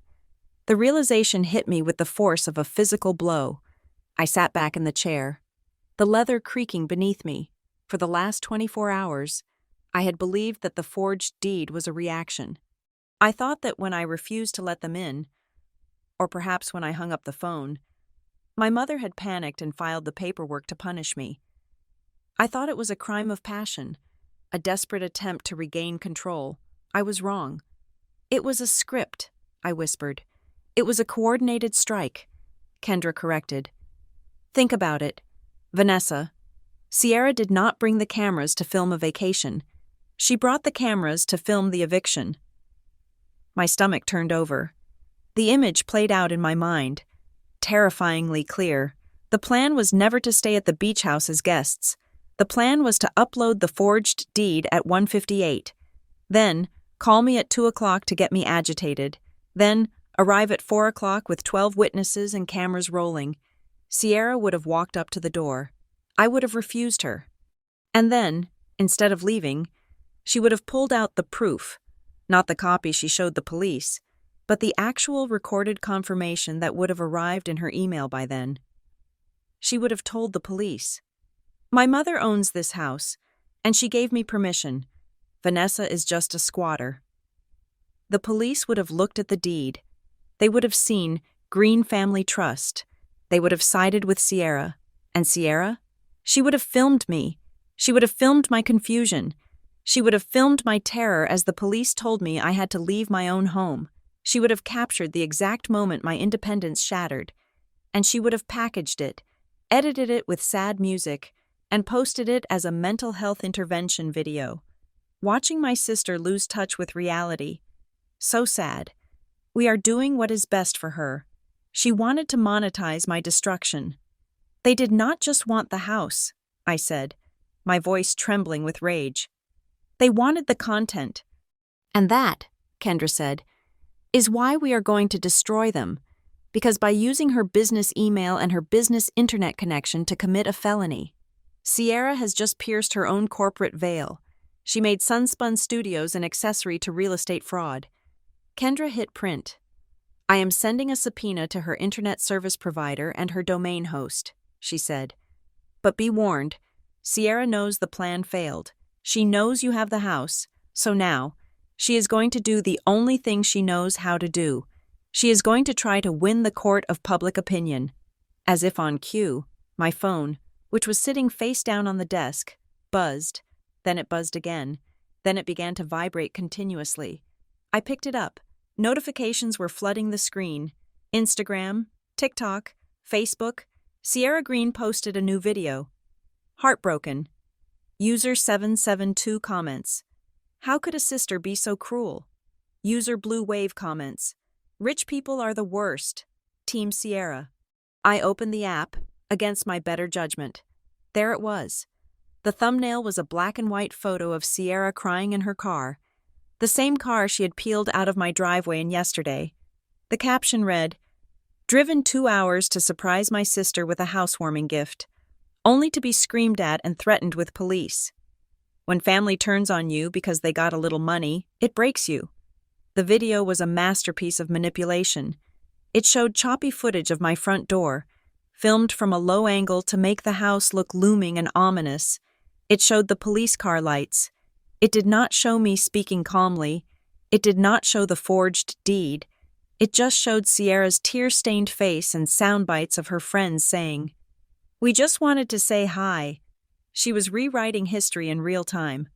"She is posting," I told Kendra. "She is painting me as a monster." "Good," Kendra said. She did not look worried. She looked bored. "Let her post. Every lie she tells online is admissible evidence." "But people believe her," I said. "My notifications are blowing up." "Vanessa," Kendra said, looking me in the eye, "you are not an influencer. You are a plaintiff. Let the internet chatter. In a court of law, a TikTok video is not proof of character. It is proof of harassment. Kendra pulled up a document template. I am not going to argue with her in the comments, Kendra said. I am sending a formal cease and desist to her management company, and the platform's legal department. I am not asking her to take it down because her feelings are hurt. I am notifying her that she is publishing defamatory statements regarding an active criminal investigation and a civil property dispute. She typed a sentence that made me sit up straighter. Please be advised that any further public posts discussing the plaintiff, the property at 42 C-Star Loop, or the pending litigation will be considered witness intimidation and a violation of the temporary restraining order, and will be added to the motion for contempt. We are pinning the video to the case file, Kendra said. She thinks she's getting views. She is actually digging a deeper hole for her defense attorney. I left the office an hour later, feeling lighter but also more exposed. The digital world was loud, but the legal world was slowly, methodically building a cage around my sister. When I got back to the beach house, there was a letter stuck to the front door. It was not from a fan. It was not from a hater. It was from the C-Star Bluff Homeowners Association. I opened the envelope. The paper was heavy, cream-colored, and expensive. Notice of violation attempt. Re. 42 C-Star Loop Incident Number 2024-8892. Dear Ms. Green, this letter serves as formal documentation of the incident occurring on December 26th. Security logs indicate an attempted unauthorized entry by a caravan of 3 vehicles containing 12 individuals. The individuals were denied entry based on the owner's standing directive and lack of registration. Furthermore, based on statements made to security personnel by the group leader, identified as Sierra Green. This incident has been flagged as an attempted commercial use of residential property, which is a Tier 1 violation of the CCRs. I read the paragraph twice. Attempted commercial use. The HOA did not care about the drama. They did not care about the tears. They cared that Sierra had tried to turn their private neighborhood into a film set. This violation has been recorded in the property file. No fines are assessed at this time as entry was successfully prevented, but any future attempts by said individuals will result in immediate legal action by the Association for Trespassing and Nuisance. I smiled. It was a grim smile. This letter was gold. It was an independent third-party record. It wasn't just, Vanessa says Sierra was annoying. It was, the Community Management Corporation certifies that Sierra Green attempted to violate commercial zoning laws. Sierra could lie to her followers, but she could not gaslight the HOA. I went inside and placed the letter in the folder marked C*/evidence. I sat down on the sofa Sierra had told me I would be sleeping on. I looked at the ocean. The sun was setting, painting the water in shades of violet and bruised orange. My phone pinged, a soft, singular chime, not a notification from a public app, a direct message. I looked at the screen. It was an Instagram DM from a user named Chloe_vibes. I recognized the face in the profile picture. She was the girl who had been holding the inflatable flamingo. I hesitated, then opened the message. Hi, Vanessa. You do not know me, but I was with Sierra yesterday. I just wanted to say, I am really sorry. We honestly did not know. Sierra told us you invited us. She showed us a text thread that she said was from you, begging us to come. I realize now she probably faked that too. I stared at the words. I just wanted you to know that I unfollowed her. And if you need someone to say that to the police, I will. A crack in the armor. Sierra's power came from her entourage, from the illusion that everyone loved her. But the moment the police lights flashed, the illusion broke. This girl, Chloe, was terrified. She did not want to be an accessory to a crime. I took a screenshot. I forwarded it to Kendra immediately. Kendra. Good. We have a witness. Do not reply. Let me reach out to her. I put the phone down. I felt a strange sense of clarity. The pieces were falling into place. The metadata, the timestamp, the HOA letter, the witness. We had the what, the when, and the who. But there was still one question that nagged at me. The how. How did they do it? How did my mother get a signature that was perfect enough to pass a cursory glance? How did she have my social security number, my previous address history, and the exact spelling of my middle name on the deed forms? I thought I had been careful. I had gone paperless years ago. I shredded everything. I called Kendra. Kendra, I said. I am thinking about the signature. It was too good. It was a trace. But it had to be a trace of a high-resolution source. And the personal info they had everything. Think back, Kendra said. Her voice was sharp. Has Sierra ever had your keys? Has your mother ever had access to your filing cabinet? Even for a day? No, I said. I have not lived with them for 6 years. I never let them into my apartment alone. What about digital access? Kendra asked. Shared passwords? A shared cloud drive from college? No, I said. I changed all that. Think harder, Kendra pressed. Did you ever send them a document? A lease application to review? A tax return? No, I said. I use a CPA. I don't. Then I stopped. The memory hit me like a splash of ice water. It was 3 years ago. I was applying for a rental, a strict luxury apartment in the city. They needed a co-signer because my income was freelance at the time. My mother had offered. She had been so sweet about it. Let me help you. Nessie, you deserve a nice place. She had co-signed. But that wasn't the breach. The breach was what happened during the application process. The rental application, I whispered. What about it? Kendra asked. 3 years ago, I said, my mother co-signed for my apartment. The leasing agent sent a secure link for digital signatures, DocuSign. Okay, Kendra said. And? My mother is terrible with technology, I said. Or she pretends to be. She called me, frustrated, saying she couldn't get the PDF to open. She asked me to just email her my login for the portal so she could sign her part, and then she would log out. I closed my eyes. I could see myself, 3 years younger, stressed about losing the apartment, just wanting to get it done. I gave her the login, I said, to the tenant portal. And what was stored in that portal? Kendra asked. Everything, I said. My driver's license scan, my social security card scan, my bank statements, and a high-resolution scan of my wet signature for the lease on file. Bingo, Kendra said. She didn't just sign her part. She downloaded your entire identity profile. I gave it to her, I said, feeling sick. I handed her the weapon. You trusted your mother, Kendra said firmly. That is not a crime. Exploiting that trust to commit identity theft 3 years later? That is the crime, and now we know where the source file came from. Can we prove it? I asked.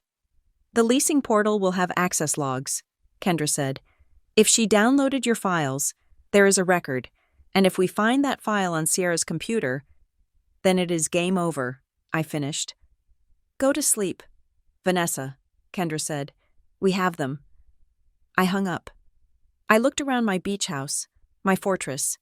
I had built these walls to keep them out, but the truth was, they had been inside my life the whole time, waiting like a sleeper cell in a hard drive, waiting for the moment I had something worth stealing. But they had made one mistake. They thought the data they stole 3 years ago belonged to the same person. They thought they were stealing from the daughter who just wanted to be loved. They didn't realize they were stealing from the woman who was finally ready to sue them. The memory did not come back all at once. It trickled in, sharp and cold, like water leaking through a cracked foundation. I was sitting in the living room of the beach house, the laptop open in front of me, staring at the preservation letter Kendra had sent. I was thinking about access. I was thinking about how my mother, a woman who claimed to be baffled by the remote control for the television, had managed to navigate a complex e-recording portal. And then I remembered the filing cabinet. It was a beige metal cabinet in my mother's home office. When I was 24 and renting that first apartment in the city, the one she co-signed for, she had insisted on keeping a backup file. Vanessa, she had said, her voice dripping with that cloying, suffocating helpfulness.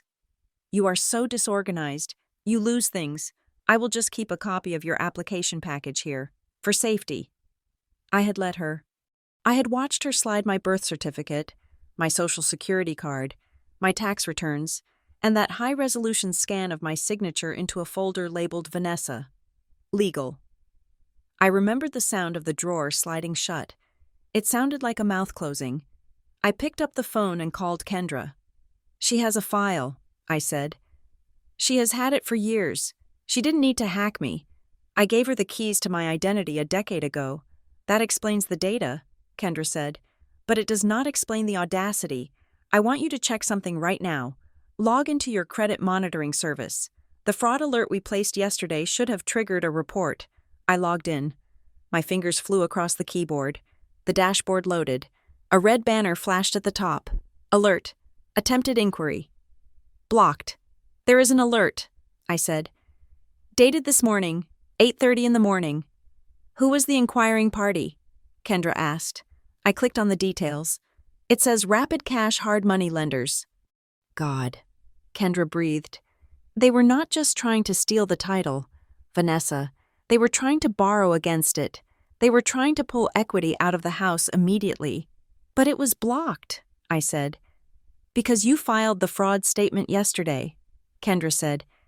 If you had hesitated, even for a few hours, they might have secured a loan against a house they did not own, and you would be fighting a foreclosure right now instead of a trespass. The realization made me nauseous. This was not just control. This was predation. They were going to strip the house for parts like a stolen car. I am adding this to the file, Kendra said. But I have found something else. I have been looking at the notary stamp on that forged deed. The Nevada one? I asked. Yes, Clark County, Kendra said. I looked up the commission number. It belongs to a legitimate notary. But here's the catch. This notary works for a high-volume online platform, a notary mill. You upload a document, you hold up an ID to a webcam, and they stamp it digitally. It is supposed to be secure. So how did they do it? I asked. They would need my face. They would need me on the webcam.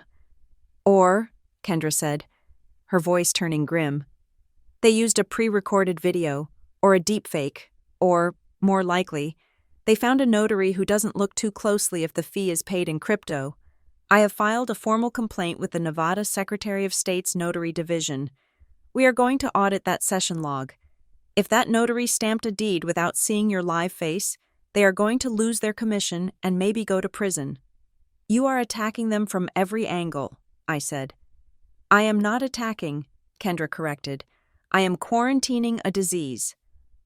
Later that afternoon, I had to leave the house. I had an appointment that I could not conduct over the phone. I had to meet Detective Miller. The police station was a low brick building that smelled of floor wax and stale coffee. Detective Miller was the officer who had responded to the trespass call. He looked different without his sunglasses.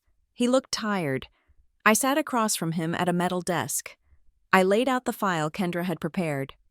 Detective, I said, when you came to my house, it looked like a family dispute. My sister was yelling. I was hiding.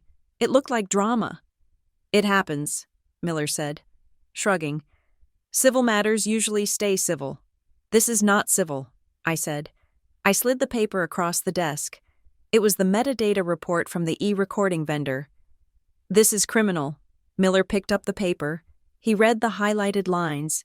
He saw the IP address. He saw the email domain. He saw the timestamp. 1:58, he muttered. Before they arrived, they uploaded a forged deed transferring my property to a trust they control, I said. Then they came to the house to enforce it.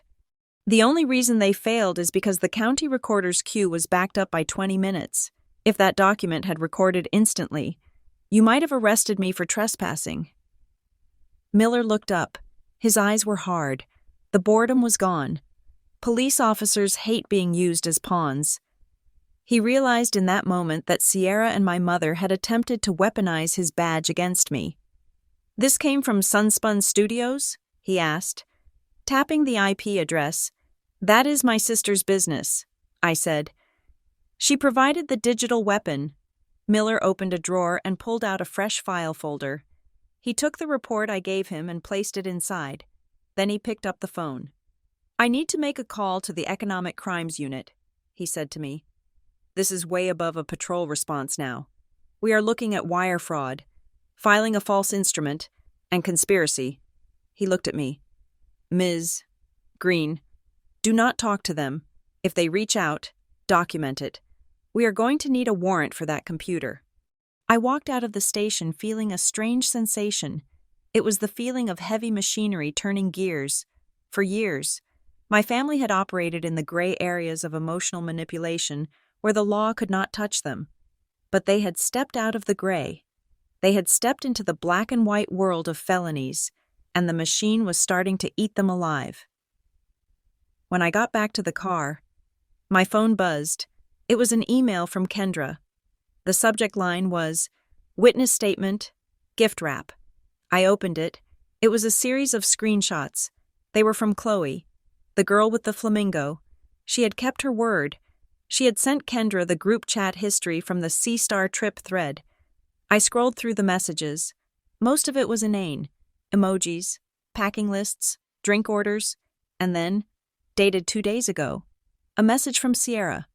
"Guys, don't worry about the sister. She is a pushover, and even if she freaks out, it doesn't matter. Mom is handling the paperwork. By the time we get there, the house is technically ours anyway. We just need to make sure we get her reaction on cam when she finds out. It's going to be viral gold." I stared at the screen. It's going to be viral gold. She had written it down. She had confessed to the premeditation. She admitted that the paperwork was a tool to force a confrontation for content. I forwarded the email to Detective Miller immediately. I added a note. "State of mind evidence." I drove back to Sea Star Bluff. The sun was high and bright, but I felt cold. I was realizing the extent of their dehumanization of me. I wasn't a sister. I was a prop. I was a plot point in their story of success. I pulled into the driveway. I checked the mailbox. It was empty. I checked the camera feed on my phone. No movement. I went inside and locked the door. I checked the new alarm code. I checked the Fortress Wi-Fi.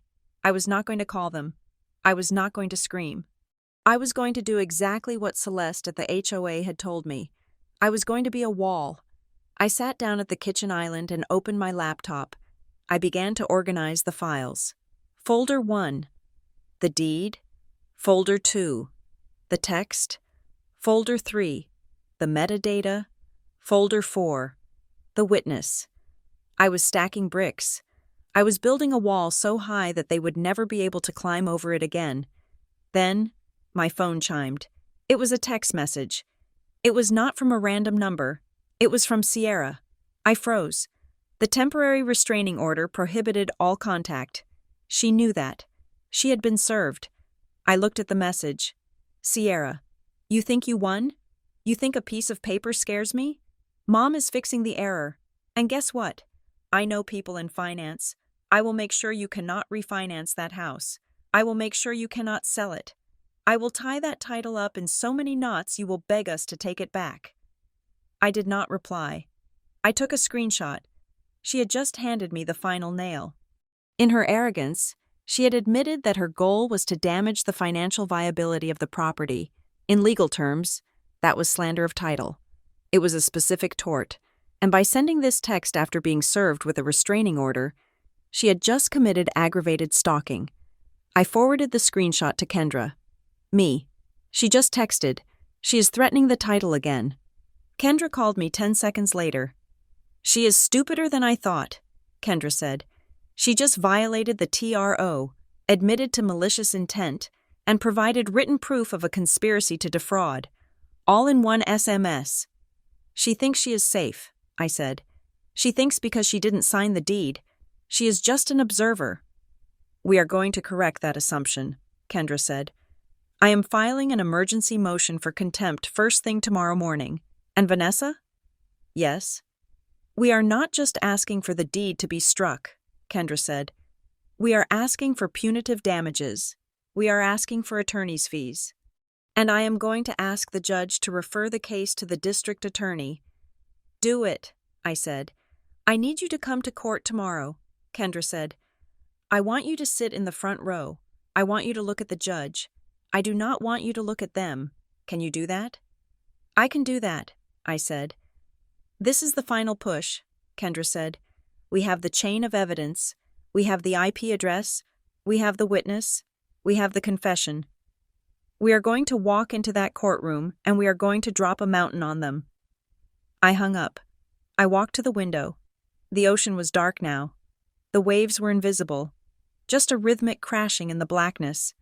I thought about the beach house. I thought about the silence I had bought.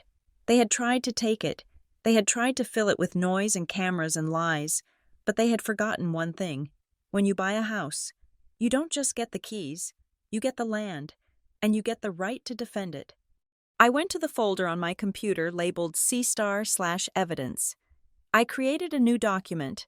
I titled it Part 8. The Trap Closes. I was ready for tomorrow.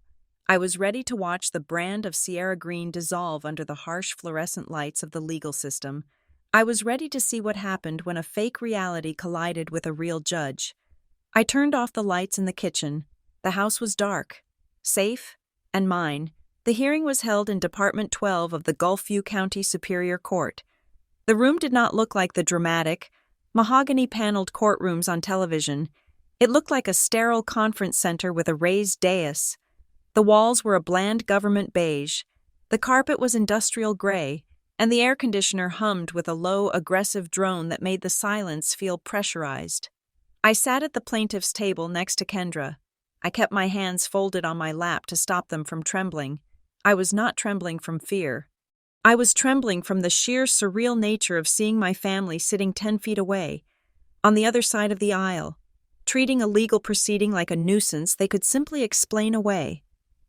My mother, Marina, was wearing a pastel cardigan that I recognized. It was her concerned mother costume. She wore it to parent-teacher conferences when I was failing math, and she wore it to the bank when she wanted to waive an overdraft fee. She had a tissue clutched in her hand, though her eyes were dry. My father sat next to her, looking at his watch, radiating the annoyed energy of a man who was missing a golf tee time. And then there was Sierra. She was not wearing her usual crop tops or oversized streetwear. She was wearing a modest black dress and oversized glasses that I knew were non-prescription. She had a notebook open in front of her. She wasn't looking at the judge. She was looking at the gallery, at the empty seats, checking her angles even when the cameras were banned. She looked like she was preparing to audition for the role of wronged sister. "All rise," the bailiff announced. Judge Sterling entered. He was a man in his 60s, with a face that looked like it had been eroded by decades of listening to lies. He did not look at us. He looked at the docket. "Matter of Green versus Green," he said, his voice scratching through the microphone. "Preliminary injunction hearing regarding the property at 42 C-Star Loop. Appearances?" Kendra stood up. Kendra Pike, for the plaintiff, Vanessa Green. The opposing counsel stood up. He was a slick man with too much hair gel and a suit that cost more than my car. Marcus Vance, for the defendants. "Okay," Judge Sterling said, adjusting his glasses. "I have read the ex parte application. I have read the temporary restraining order issued yesterday. Mr. Vance, your clients are accused of recording a fraudulent deed, attempting a forceful entry, and harassment. Why shouldn't I make this order permanent?" Mr. Vance buttoned his jacket. He put on a smile that was meant to be disarming. "Your Honor," Vance began, his voice smooth as oil, "this is a tragic misunderstanding. We are dealing with a complex family dynamic. My clients, the parents. We're simply trying to protect the family asset. There is a history here. Ms. Vanessa Green has a history of emotional instability. The deed transfer was intended to be a protective measure, to place the property in a trust where it would be safe, with Vanessa as a beneficiary. It was an act of love, Your Honor, not fraud," he gestured to Sierra. "And as for the trespass, my client Sierra Green was invited. We contend that the sure on the phone call constituted a verbal license to enter. This isn't a legal issue. It is a sisterly spat that has gotten out of hand." I felt the heat rise in my cheeks, instability, Act of love. Spat. Kendra did not move. She did not object. She just waited. Judge Sterling looked at Vance. He did not smile back. Mr. Vance? The judge said. You used the phrase, protective measure. Are you admitting your client, Marina Green, recorded a deed transferring ownership without the plaintiff's signature? Well, Vance hesitated. She facilitated the recording, believing she had implied consent based on previous power of attorney arrangements from years ago. Show me the documents, the judge said. Excuse me, Your Honor? Vance asked. The documents, Judge Sterling repeated. I do not want to hear about family dynamics. I do not want to hear about love. I want to see the power of attorney active on December 26, 2024, that authorized Marina Green to sign Vanessa Green's name to a grant deed. Vance shuffled his papers. We do not have a specific current document. It was an understanding. So you have nothing, the judge said. He turned his gaze to the plaintiff's table. Ms. Pike? Kendra stood up. She did not use adjectives. She did not use flowery language. She picked up a stack of paper that was 3 inches thick. Your Honor, Kendra said. Exhibit A, the quitclaim deed recorded at 1:58 in the afternoon on December 26th. The signature is a digital forgery, traced from a lease agreement dated 3 years prior. We have the forensic overlay analysis here. She handed a packet to the bailiff, who walked it up to the bench. Exhibit B, Kendra continued, the statement of property record fraud, filed by the plaintiff immediately upon discovery. Exhibit C, the incident report from the Sea Star Bluff Homeowners Association, documenting an attempted unauthorized entry by 12 individuals and commercial equipment at 4 o'clock in the afternoon. She paused, letting the paper hit the table. And Exhibit D, Kendra said, a text message sent by Sierra Green to the plaintiff at 4:30 in the afternoon, stating, Mom already filed. This establishes that the defendants knew the deed was recorded before they arrived. It establishes a conspiracy to defraud. Vance jumped up. Objection. That text is out of context. Overruled, Judge Sterling said, flipping through the pages Kendra had submitted. Ms. Pike, go on. Thank you, Kendra said. Mr. Vance claims this was a clumsy attempt by a worried mother. We disagree. We believe this was a sophisticated, coordinated attack using business resources. Kendra picked up a single sheet of paper. It was the metadata report. Your Honor, I am submitting the transmission logs from the e-recording vendor, Kendra said. The fraudulent deed was not uploaded from the mother's home. It was uploaded from an IP address, 72.14. This IP address is registered to a commercial fiber line. She turned and pointed at Sierra. The line belongs to Sunspun Studios, the business entity owned and operated by defendant Sierra Green. The room went silent. Sierra shifted in her seat. She whispered something to Mr. Vance. Vance looked at the paper Kendra was holding, and his face fell. He hadn't known. They hadn't told him.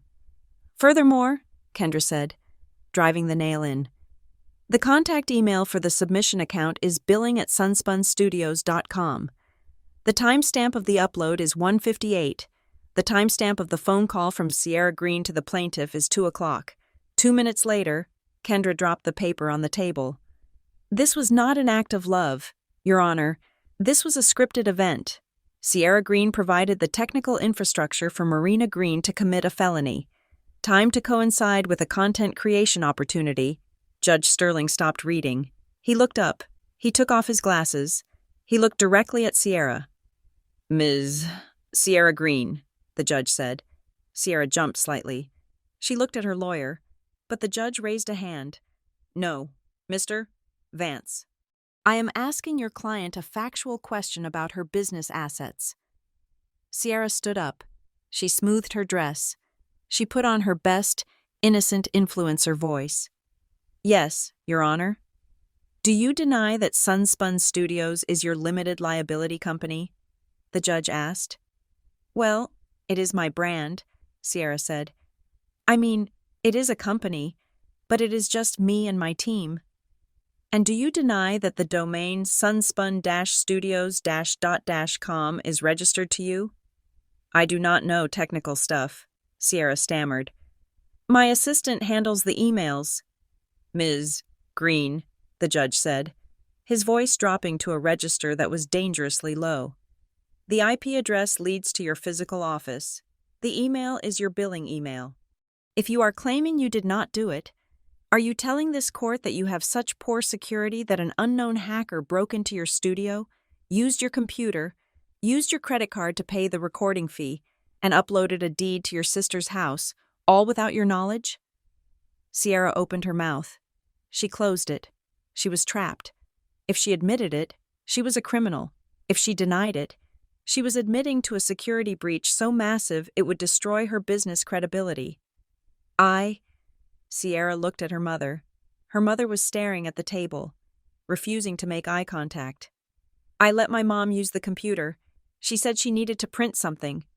A gasp went through the room. It was faint, but it was there. Sierra had just thrown her mother under the bus to save her brand. So you provided the access, Judge Sterling said, and you knew she was printing a deed to your sister's house? I didn't know it was illegal, Sierra blurted out. We just wanted to fix the title. Vanessa doesn't know how to handle money. That is enough, Judge Sterling said. He slammed his hand down on the file. He turned to Mr. Vance. Counsel, your misunderstanding theory has just evaporated. We have admitted unauthorized use of a computer system to facilitate a fraudulent transfer. The judge picked up his pen. He began to write, narrating his order as he went. The preliminary injunction is granted and expanded, he stated. The defendants are restrained from coming within 500 yards of the plaintiff or the property. They are restrained from contacting the plaintiff by any means, including social media, third parties, or fans.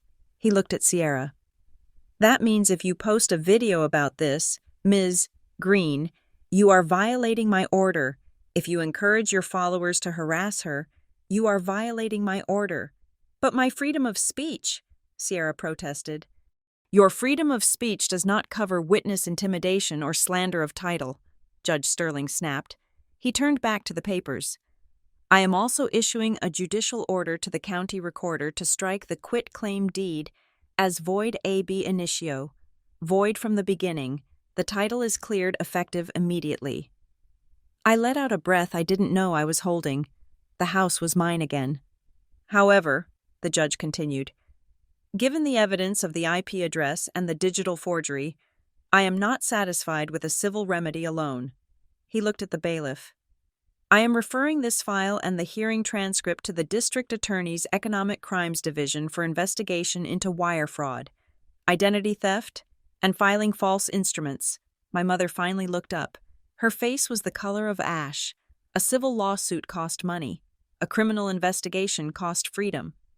And Mr. Vance, the judge added, I am granting the plaintiff's request for attorney's fees. Your clients attempted to steal a house. They can pay for the lawyer who stopped them. Understood, Your Honor, Vance said, his voice defeated. Judge Sterling began to gather his papers. The hearing was over. The gavel was about to fall. Sierra, sensing the scene was ending and she had lost, tried one last desperate pivot. She looked at me. She didn't shout, but she projected her voice so the whole room could hear. I was just trying to help you, Vanessa, she cried out, tears instantly appearing in her eyes. Why are you doing this to your family? It is just a house. You are ruining my career over a house. She looked at the judge, trying to find a sympathetic audience for her finale. Your Honor, I am a public figure. This is going to destroy my reputation. This court is being used to bully me. Judge Sterling paused. He stood up. He looked down at Sierra from the height of the bench. He did not look impressed. He looked like a man who had seen 1,000 people try to act their way out of consequences. Ms. Green, the judge said. His voice was flat, dry, and utterly final. This court is not your content. He banged the gavel. Bang. The sound was louder than any cannon. Court is adjourned. The judge walked out. The bailiff moved toward the defendants to hand them the paperwork. Sierra stood frozen.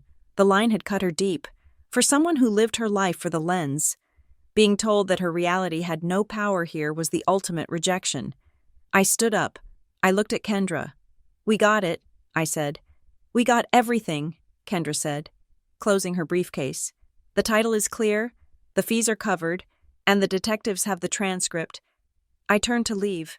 I had to walk past them to get to the exit. My mother was weeping into her hands. Not for me, but for herself. My father was staring at the floor, probably calculating how much this was going to cost him. And Sierra. She was looking at her phone.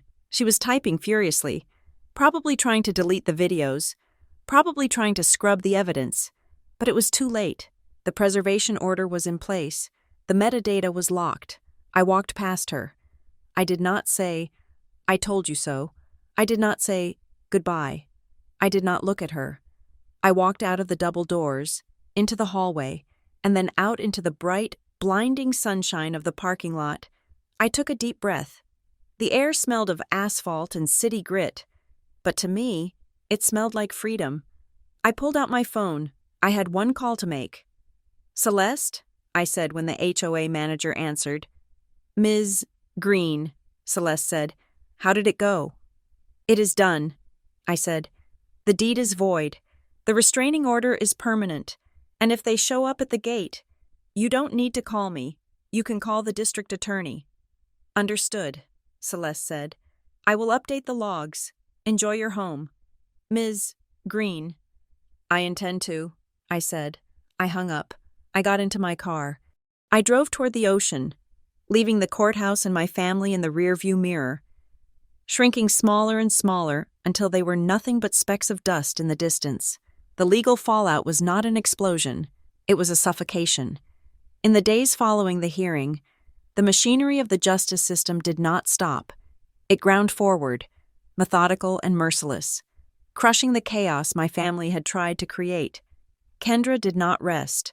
While the district attorney's office began their slow, bureaucratic intake of the criminal referral, Kendra moved to lock down the civil side of the war.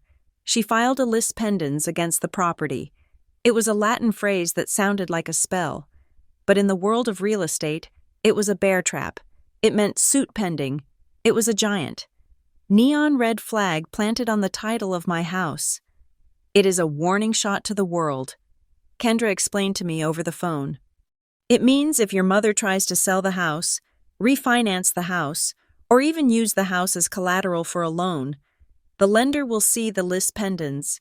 They will see there is active litigation regarding the ownership, and they will run." My family had tried to tie up my title to control me. Now, the title was tied up to strangle them. I went back to the county recorder's office to confirm the administrative hold. Mrs. Reynolds was there. When she saw me, she did not smile, but she gave me a nod of recognition.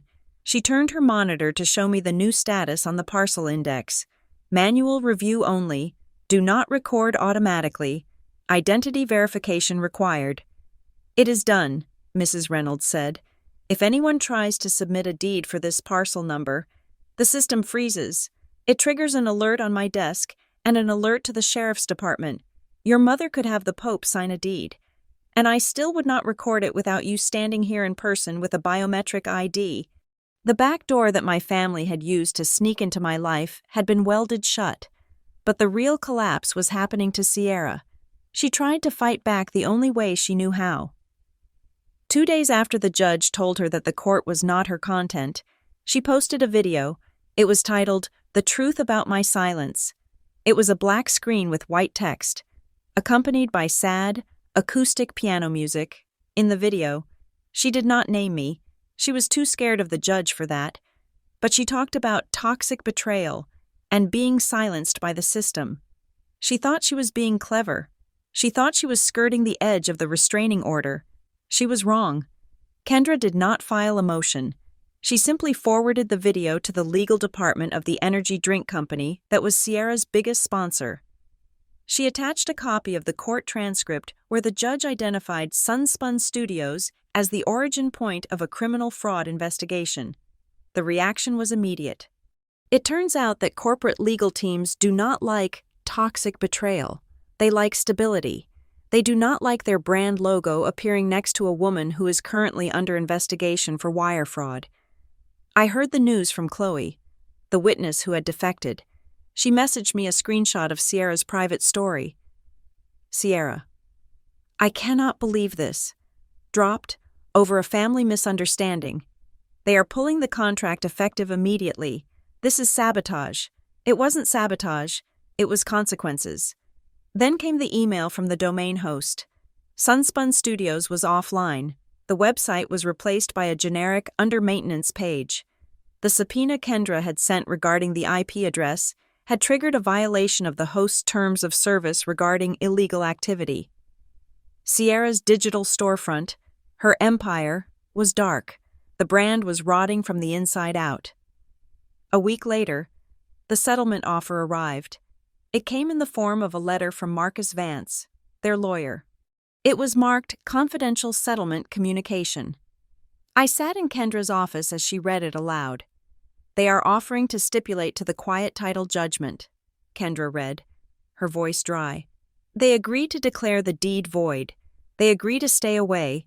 In exchange, they want you to drop the request for attorney's fees, withdraw the criminal referral, and sign a non-disclosure agreement preventing you from discussing the incident publicly. Kendra looked at me over her glasses. They want to buy your silence. They want to stop the criminal investigation before the district attorney starts issuing subpoenas for their bank records. I looked at the letter. It was desperate. It was the move of people who realized they had gambled everything on my weakness and lost. No, I said. No to which part? Kendra asked. No to all of it, I said. I do not want their money. I do not want their apology. And I will certainly not sign a non-disclosure agreement to protect Sierra's reputation. I am not going to help her hide this. The criminal referral is out of our hands anyway, Kendra noted. Once the judge sent it to the DA, it became the People versus Green. You cannot withdraw it even if you wanted to. Tell them I have one condition, I said. I want the judgment. I want the deed declared void ab initio. I want the restraining order made permanent for 5 years, the maximum allowed by law. And I want a specific clause in the order stating that any future attempt to claim an interest in my property will be considered an act of contempt punishable by immediate incarceration. And the attorney's fees? Kendra asked. They pay every cent, I said. They pay for your time. They pay for the filing fees. They pay for the process server. I am not paying $30,000 to defend myself against a crime they committed. Kendra smiled.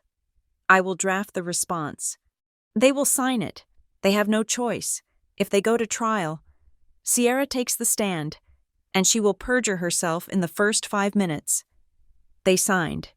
It took 3 days of back and forth, but they signed. The final judgment arrived in my mail a week later. It was a thick packet of paper, bound with a gold seal. Judgment of quiet title and permanent injunction. I read the words. The court finds that the quit-claim deed recorded on December 26, 2024, is a forgery and is hereby declared void ab initio. The plaintiff, Vanessa Green, is confirmed as the sole fee simple owner of the property. The defendants are permanently enjoined from contacting the plaintiff or entering the property. The defendants shall pay legal fees in the amount of $28,400. I held the paper. It was heavy. It was the weight of my life coming back to me. There was no text from Sierra, no email from my mother. The silence was absolute. The restraining order was a wall that they could not climb, and the criminal investigation was a storm cloud that would follow them for months, maybe years. They were too busy trying to stay out of prison to worry about harassing me. I got into my car and drove to Seastar Bluff. The drive was different this time. When I had driven down this road 2 weeks ago, I was fleeing. I was hoping the gates would protect me. I was hoping the walls were thick enough. Now, I wasn't hoping. I knew. I pulled up to the gatehouse. The guard was new. He looked at my windshield sticker, the permanent resident sticker I had finally applied. "Welcome home, Ms. Green," he said, the gate arm lifting smoothly. "Thank you," I said. I drove through the streets. I saw the manicured lawns. I saw the strict uniformity that I used to think was stifling. Now, I saw it differently. It was order. It was a system that worked if you knew how to use it. I pulled into my driveway. The pavers were clean. There was no oil stain from Sierra's leaking convertible. There was no crushed seagrass where the SUV had parked. The physical scars of their invasion were gone. I walked to the front door. I typed in my code. The code only I knew. The lock word. Click. I stepped inside. The house was cool and smelled of lemon polish and sea air. I walked through the foyer, past the spot where I had stood with the door cracked open, past the spot where I had watched the police officer take the forged deed. I walked into the living room and slid open the glass doors to the deck. The sound of the ocean rushed in. It was loud, rhythmic, and constant. I walked out onto the wooden deck. The sun was beginning to set, casting long golden shadows across the water. The horizon was a sharp, clear line separating the blue of the sea from the purple of the sky. I sat down on the Adirondack chair I had bought yesterday. I put my feet up on the railing. For years, I had thought that peace was something you were given. I thought it was a gift that my family could grant me if I was just good enough, quiet enough, helpful enough. I thought if I fixed their problems, they would give me permission to rest. I was wrong. Peace was not a gift. Peace was a territory. You had to claim it. You had to survey the boundaries. You had to build the fence. And sometimes, you had to stand at the gate with a lawyer and a binder of evidence and refuse to let the enemy in. I took a deep breath. The air tasted of salt and victory. I looked at the judgment on the table next to me. I looked at the ocean. I was not Vanessa the victim. I was not Vanessa the sister. I was Vanessa the owner. The waves crashed against the rocks below. Ancient and indifferent. They did not care about deeds or influencers or fraud. They just endured. And now, so would I. I closed my eyes and listened. There were no ringing phones. There were no demands. There was only the sound of the tide coming in, washing the sand clean, erasing the footprints of anyone who had tried to walk where they did not belong. I stayed there until the stars came out, watching the light dance on the water. Finally, truly, home. Thank you so much for listening to this story. I hope you enjoyed watching justice be served as much as I enjoyed writing it. Please let me know in the comments section below where you are tuning in from. I love seeing how far these stories travel and connecting with all of you from around the world. If you enjoyed this story, please make sure to subscribe to the channel Emma Revenge Stories. Hit that like button to support the work. And smash the hype button so this video can be heard by even more people. See you in the next story.